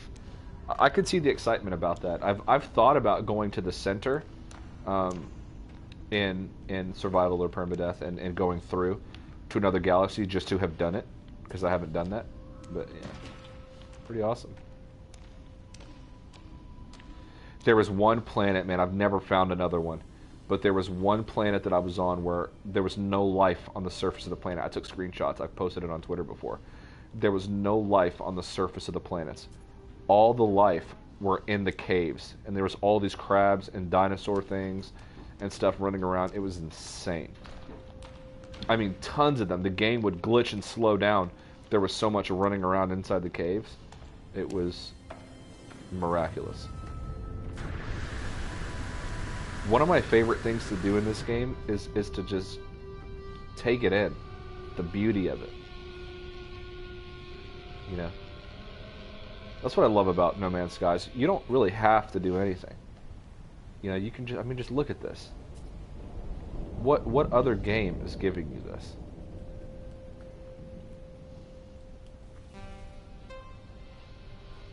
You know? Like, accept it. Like, feel it. You know, you're alone in the universe, relatively. You're exploring these planets, you know. Some of these planets, I mean, they're just crazy. A lot of planets start looking similar. They have similar features and similar themes. But I've never been on a Solanium planet that had a green surface, that had green fog, and mist, that was like this. So yeah, you know, I've been on hot planets and I've seen these sort of things, but I've not seen it this way. And I've never seen whatever the fuck this is. I don't know what that is. That looks like a golf tee. Stuck inside of something. It's really weird. But I mean, dude, you know. And think about it. If this is procedural. This just happens. Okay? You land on a planet and everything is being generated by your computer, your PlayStation console. It's all math. All of this. You know, no one sat here and built this planet. Right? So, it's pretty awesome.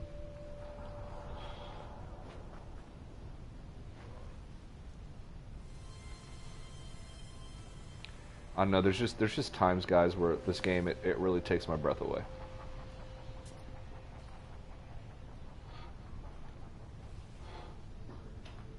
And again, if I were to park an exocraft right here, it'd really give you a sense of how big this stuff really is, and how small your player would have to be. You know, I don't know. I'm tripping. J-Spot says, you were right. What was I right about, man?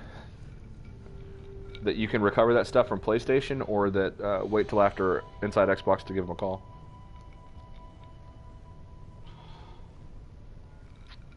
Sanderin says, I'm also a bit on edge for this interview. Don't know why. Because the world seemingly hates Sean Murray. That's why. At least that's why I'm on edge for it. You know? There's people who they will not accept that the game is different. They will not accept that this is, you know, this is truly this is a different game. It doesn't matter how many YouTubers come out and say, that, you know, unbiased YouTubers, by the way, come out and say that this is a very different game, this is a different experience, that it's more fleshed out, that whatever the case is, everybody's still going to be stuck on Sean Murray lied. You know, people who haven't even played the game. You know, they're still going to be, you know, on that whole thing. I mean, it just, that's kind of what's got me on edge, is that it seems that, like, people just are, you know, they cling to the negative, and they're not prepared to forgive Sean. And I just know that unless we all get in that chat, okay, and we all support, and you know, we all throw so much positivity into that chat, that all the hatred that might come in there that their moderators might not catch or whatever gets drowned out. That's what I hope for.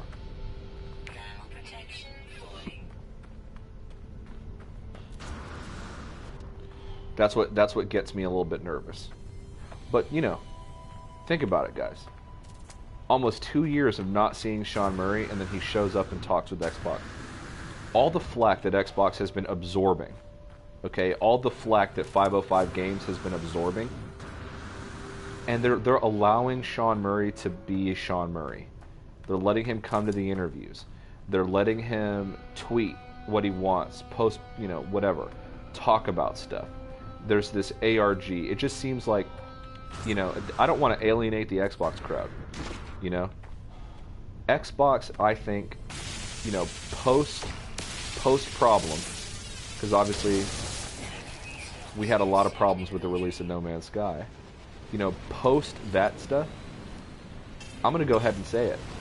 Xbox has handled this, I think, a lot better than PlayStation has. You know, PlayStation handled this poorly when the game was liked. You know what I'm saying? Xbox is handling it better with all of the controversy out there currently surrounding it. Because you got to remember, outside of our community, there's still a lot of negative feelings about this game. You know? And then there's, you have your negative Nancy's that they just latch on to negativity just to latch on to something. So they hate the game and they haven't even played it. You know? We are excited. But there's a lot of people out there who aren't. There's a lot of people out there who are, they don't know, or they're concerned, or they're curious. So, you know. One of my favorite things that happened in the community was when Cobra had the guy on Xbox come in that was waiting for No Man's Sky Next to drop, and he said that, you know, he saw all this negative stuff about the game, but then he saw, you know, these people on YouTube and stuff that seemed to like it and that people were playing it, and he wanted our opinion. So what you guys do is incredibly important, you know.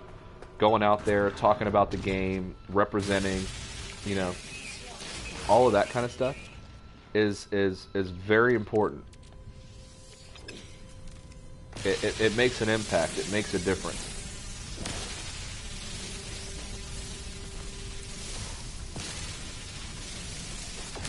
That's why in about 25 minutes I'm going to go to Inside Xbox.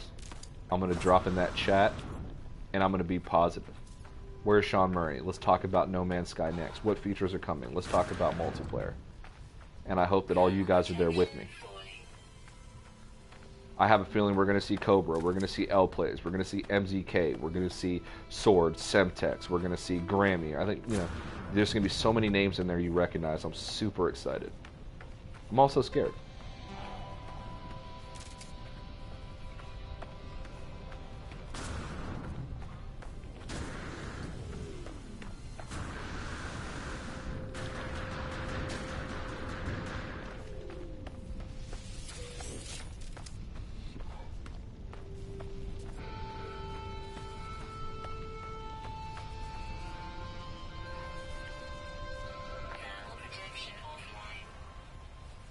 We get caught up in the chat. Funny Up says, I'll be monitoring the water levels in Texas and the UK due to you and Sem's you, Sem, and MCK's moisture output. Hell yeah. Hey, the last couple of years we went through a drought, man. We had a town in Texas that was 99% depleted in water. So that shit is no joke out here. We've had some good rains this spring and last spring. But for a couple of years before that, 2 or 3 years, it was just drought. You know, and South Africa's going through it right now, man. So let's hope that the triad, you know, MZK, Panda, and Semtex here, the moisture content, you know, let's hope it rejuvenates the earth. You know what I'm saying? Oh my gosh, this hole reminds me of that one that Niblet got her Exocraft stuff stuck in. That was a hilarious day. Sword says, guys, go ahead and tap that like button. Yeah, please do. Make sure you hit that bell, guys. You want to get these notifications, okay? I know I don't have OBS and a bunch of animations and some shit popping up on the screen, all that kind of stuff, but I'm a cool guy, right? I'm a chill guy. You guys can talk to me. You guys love hanging out with Panda, if you're being honest. If you don't love hanging out with Panda, you're just not being honest. That's what I choose to believe.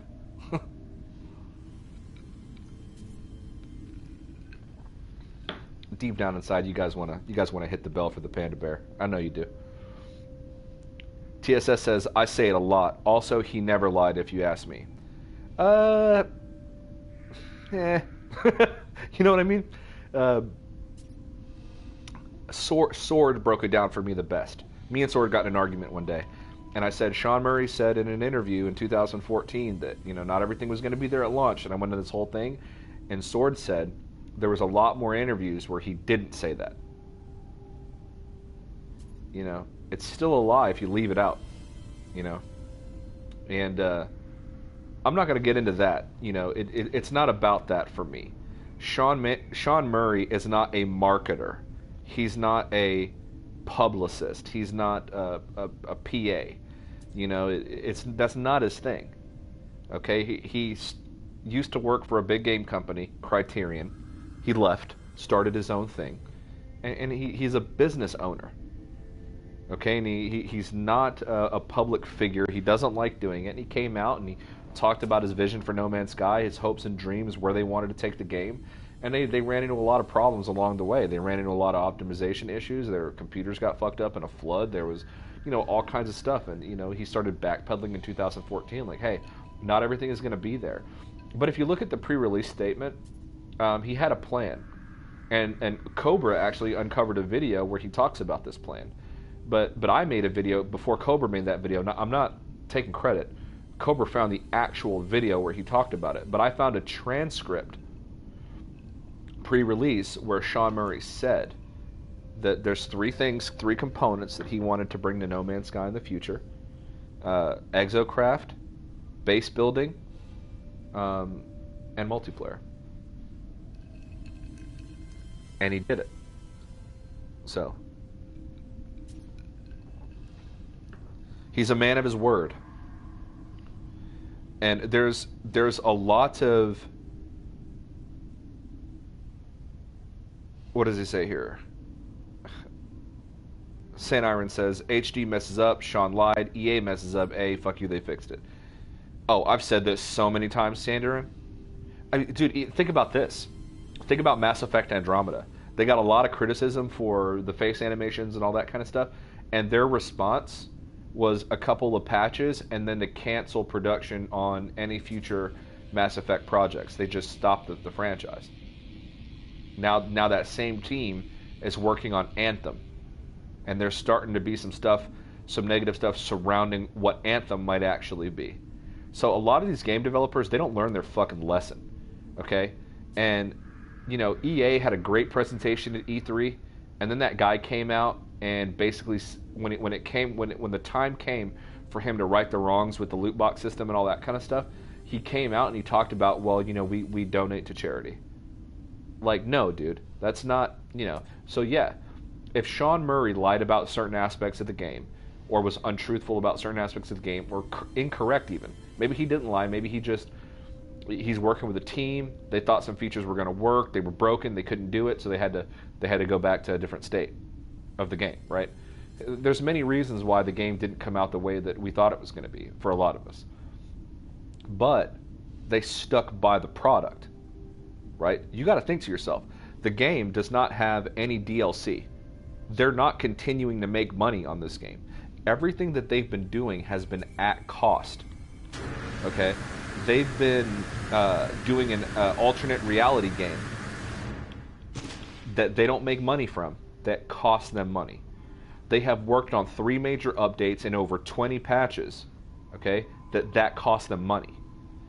They are doing, Next is the only thing that they've worked on that is going to generate revenue since the launch of the game in 2016. Think about it. And the only reason that they're going to make money off of this is because it's coming to a new console and it's coming to 10-cent Wii game, right? It's opening up to new markets. But up until this point, they've made no more money off of No Man's Sky. They've been spending it working on the game, paying overtime, added development, the ARG, okay? Name another fucking game company out there that has released a product that they weren't necessarily proud of or wasn't what they envisioned their finished product would be, that got backlash, that they worked this hard to fix. Not one. That's why, as far as I'm concerned, Hello Games will always be, always until they fuck up anyway, will always be my favorite game developer. Because they released something that maybe they were concerned about. Maybe they realized towards the end wasn't going to be what they've been talking about all these years. But you know what they did? While everybody else hated them, while everybody else turned their back on them, while everybody else made fun of them, okay, they kept working on it. They saw that there was a community of fans out here that loved the game. We loved it for what it was. We also loved it for what it would become. They recognized that. They supported us. Okay? They kept working on the game for us. They kept fixing the game for us. Right? I don't know another game developer that would have done this. So, hopefully that encapsulates, you know, my feelings about Hello Games as a whole. But that's sort of where I'm at with it.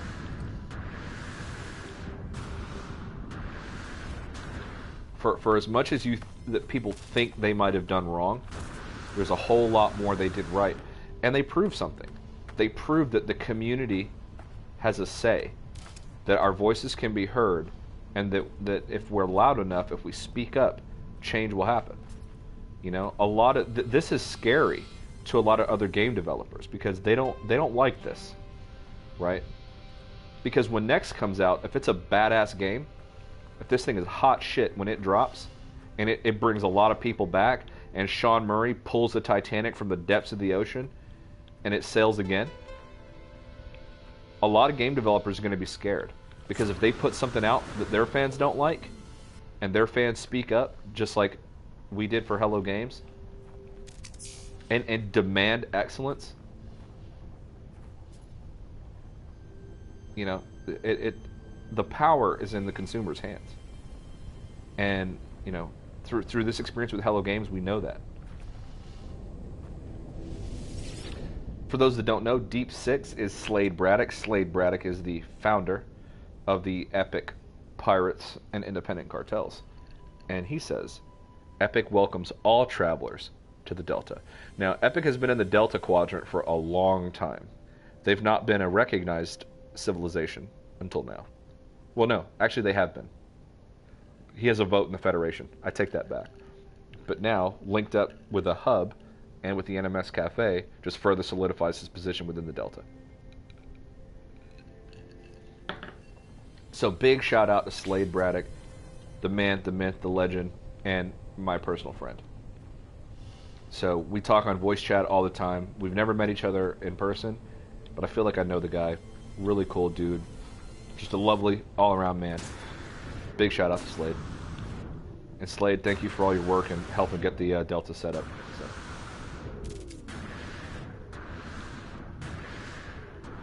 If I'm being honest, Slade, Lily, and DG Squared have probably put in the most work. So. Sanderin says hypocrites, exactly. He says 505 Games is defending Hello Games to the death. 100%, and they don't have to. It's easier to turn your back on them than it is to stand up for them. We know that as a community. That's what I'm saying. You know, I'm getting the game on Xbox if for no other reason than to support Xbox. You know, I have been a fan of PlayStation vehemently for years. You know, I had an Xbox 360, I bought a PlayStation 3. Once I got the PlayStation 3, there was no turning back. I've been a PlayStation fan since, and I went from PlayStation 3 to PlayStation 4 to PS4 Pro. You know, and I'll tell you what, the way that PlayStation threw Hello Games under the bus, the way that they turned their back on them for this game, if anything is going to switch me back to Xbox as my main console, it's going to be that. You know, 505 Games is sticking by. Dude, Xbox has given Sean Murray, if he actually does an interview this time on Inside Xbox, that's 2 interviews. Okay, that Xbox has been in with Sean Murray. They allowed him to release the game on their console, knowing full well all the controversy that happened before. 505 Games is publishing the game, knowing full well what happened before. Okay, it's different, man. You know, Xbox has their shit together, And I love the E3 presentation that PlayStation did, and I love the games that are coming out. Okay, like Last of Us 2 and the Ghost of Tsushima and stuff like that. Like I love like what's coming out right now for PlayStation. But the Xbox E3 conference, it is very gamer centric. They picked up new studios that were known for making classic games that gamers loved, to keep those studios alive, to keep those teams alive, producing games that people want to play. They're open to crossplay. They did a promo video showing their Fortnite crossplay with Nintendo Switch. I mean, they're taking all the right steps, and PlayStation is fucking up. PlayStation has been number one for a lot of years now. If anybody's going to take it from them at this point, it's going to be Xbox. I'm very impressed with the way that they're handling things, and that's just me being honest. And I'm a big Bicycle Walrus fan. For all I know, that guy might actually fucking hate me. Because I'm a super speculative, tinfoil kind of guy. But I'm a big fan of his, and I've been watching his videos for almost 2 years now. And what he talks about when he talks about the No Man's Sky community with Xbox, when he talks about not alienating those people that are curious about it, when he criticizes Hello Games' marketing strategy with Xbox, he's 100% right, to be honest with you. Xbox has been showing a lot of love and support to Hello Games during a time where it's very fashionable not to. So I'm loving Xbox right now, man. And I'm gonna get No Man's Sky for Xbox. I want to be a part of that community. I want to help add and infuse some positivity into the Xbox community before all the negativity has a chance to fester. And I want to be a part of that, man. So if you guys out there have an Xbox One, make sure you pre-order that game, because you'll find me in the Euclid Galaxy, man, on the Xbox. I'm telling you right now.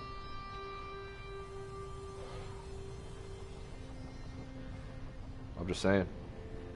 Sword says trailer. I don't think there's going to be a trailer.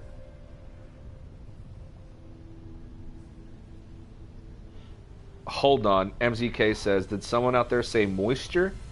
Yes.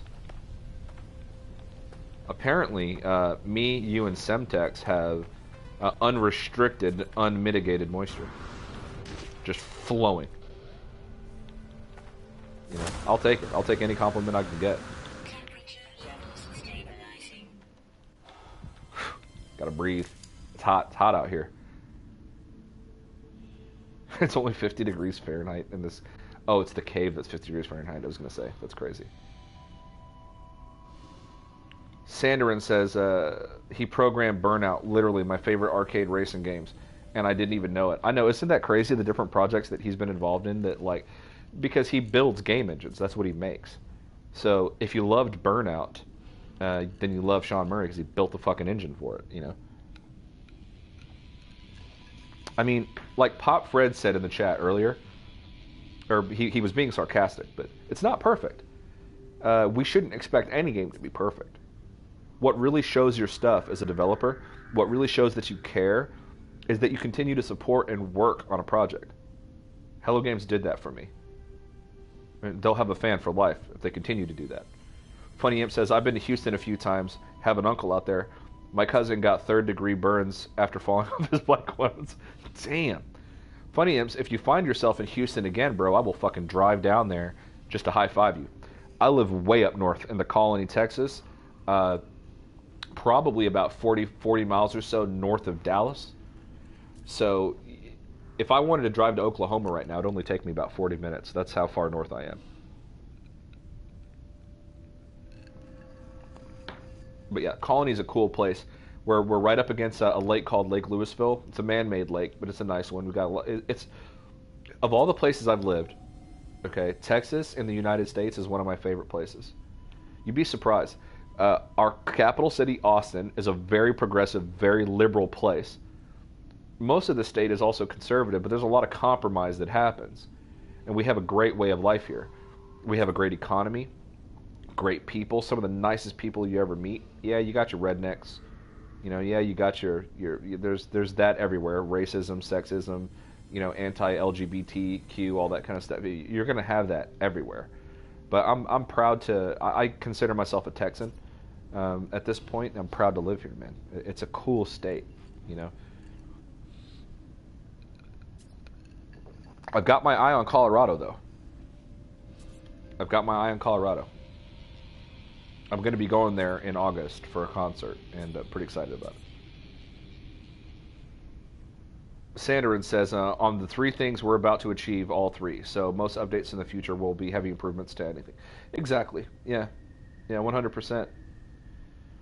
The 3 things that he set out to do after the launch of No Man's Sky, he's done them at this point. So, Sword says, yo, skint boot. Big shout out to Sword, dude, I'm going to hashtag Sword. Big shout out to Sword, by the way, for getting it right. I've heard Gimbo Gamer.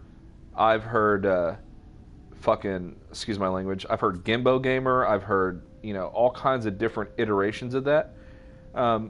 In the American vernacular, I don't think that they know what skint means. So that's not to say anything bad. It's just not a word used in America. So my dad is British. And me and my brother have been to England a few times, obviously. So there's certain words that just from having a British father, like, we pick up and we know. So whenever I first started watching MZK and he would say skint boot gamer here, I knew right away what the hell that was. He's a, correct me if I'm wrong, MZK, but he's saying he's on a low budget. He's a low budget gamer. He's poor. He doesn't have a lot of money. He's a fucking college student. He doesn't have a lot of money. Skint boot gamer. I love it. So shout out to Sword for just knowing that. TSS says, true, all true. It was just all the media and advertising. If you think media and advertising, it is never 100%. I worked in the marketing business. My brother did too. My brother was a Google guy. I was on the grocery retail side of things. We both represented major companies, and these companies, they lie all the time. They misrepresent, they misadvertise all the time. How many movie trailers have you seen where there's a scene in the trailer that's not even in the fucking movie? People, that you have to understand that there's 2 sides to releasing something. There's the people who create the content, and then the people who market the content. And they're 2 separate jobs. The people who make the content, their job is to deliver the product on time. The people who market the product, their job is to sell it. Okay, and sometimes that's by whatever means is necessary. Guerrilla marketing, whatever the case is. That doesn't mean it's right, but they're the 2 separate things are trying to achieve 2 different jobs. So, let's just kind of give them a little bit of breathing room here when it comes to that. So in about 7 minutes, guys, the Inside Xbox thing will be starting. So, we're going to be shutting down here pretty soon, y'all. But MZK says, hello all, love. MZK, dude, you realize everyone in this chat, all of my subscribers are fans of yours. So big shout out to MCK. We love you. Thanks for jumping in the chat. Guys, we've had a star-studded chat today. We've had Legend Productions. We've had Infinite Gamer. We've had MZK, Semtex. We've had Sword. Big shout out to Sanderin, TSS, everybody that's in the chat, Johnny B, you know what I'm saying, Funny Imps, everybody here. Like, real talk, you guys are the most awesome. Like, we had Geeky Pikachu, which is, the Geeky Pikachu is freaking awesome. You guys might know him as Snow Obsidian. He goes by both names. Just a star-studded chat today, and I'm really proud to be part of this community. Obviously, 5 minutes from now, we've got the Inside Xbox thing coming. I hope to see you guys over there in the chat. It'll be really dope. Funny Imp says, Zombie Killer, you ready for another announcement? He says, hell yeah, I'm hoping. Sword says, trailer, that would be nice. Even an image would be amazing. At this point, anything that actually shows next would be amazing, MZK. You're absolutely right about that. Because at the end of the day, we can speculate and come up with these ideas and guess, but really, we know nothing.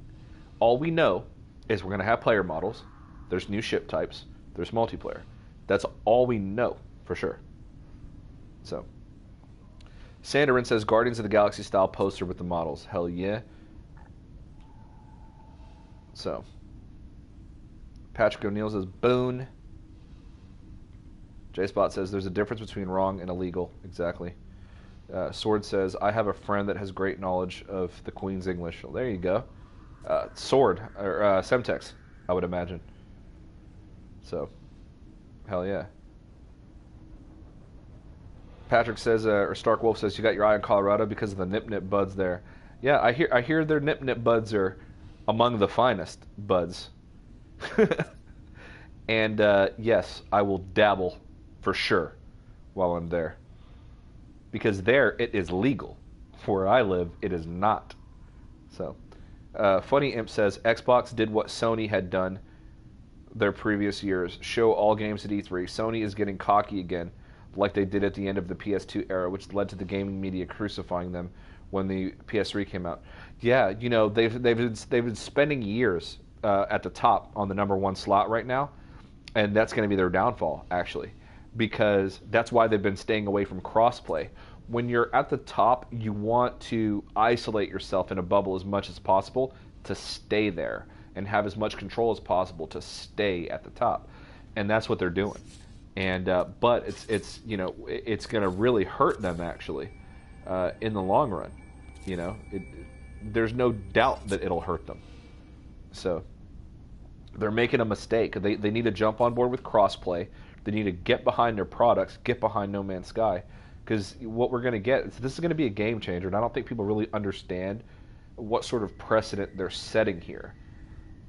You can make a lot of arguments about other games on PC that do what No Man's Sky does well, but when you're talking about console, Xbox and PlayStation, nothing on the console can even fuck with No Man's Sky. Sorry for the language. Just name another game on the console that's like it. You can't say Elite Dangerous. It's totally fucking different. There's nothing this big. Think about the planets on Elite Dangerous. It's not like this. There's not as much stuff. Okay? There's not as much to explore. You can't go in the oceans and cave systems and all that. No. You can't get out of your exocraft thing. Okay? Elite Dangerous is a totally different game, dude. Nothing can even shake a stick, bro, at No Man's Sky when it comes to console, period. You know? So. Stark Wolf says, got a roll, lads, hashtag Panda. Yeah, thank you, man. Thanks for the shout out there. So, guys, we're 2 minutes away from the Inside Xbox live stream, so I'm going to go ahead and shut it down.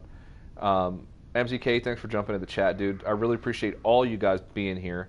Make sure you hit that like button. If you're not subscribed to the Hidden Panda Show, make sure you subscribe. Ring that goddamn bell, so when I go live, you know about it. Be the first here in the chat. Get your shout-outs in. Love you guys. Thanks for supporting the Hidden Panda Show. I remember getting excited when we just had 11 subscribers, and I was calling HiddenJewAgenda, and I was like, bro, 11 people are subscribed to our channel. And now we're like at 675, thanks to you guys. We're on our way to 1,000. I really appreciate it. So big love out there from the Hidden Panda Show. And I will catch you guys over in the Inside Xbox chat. So peace, guys.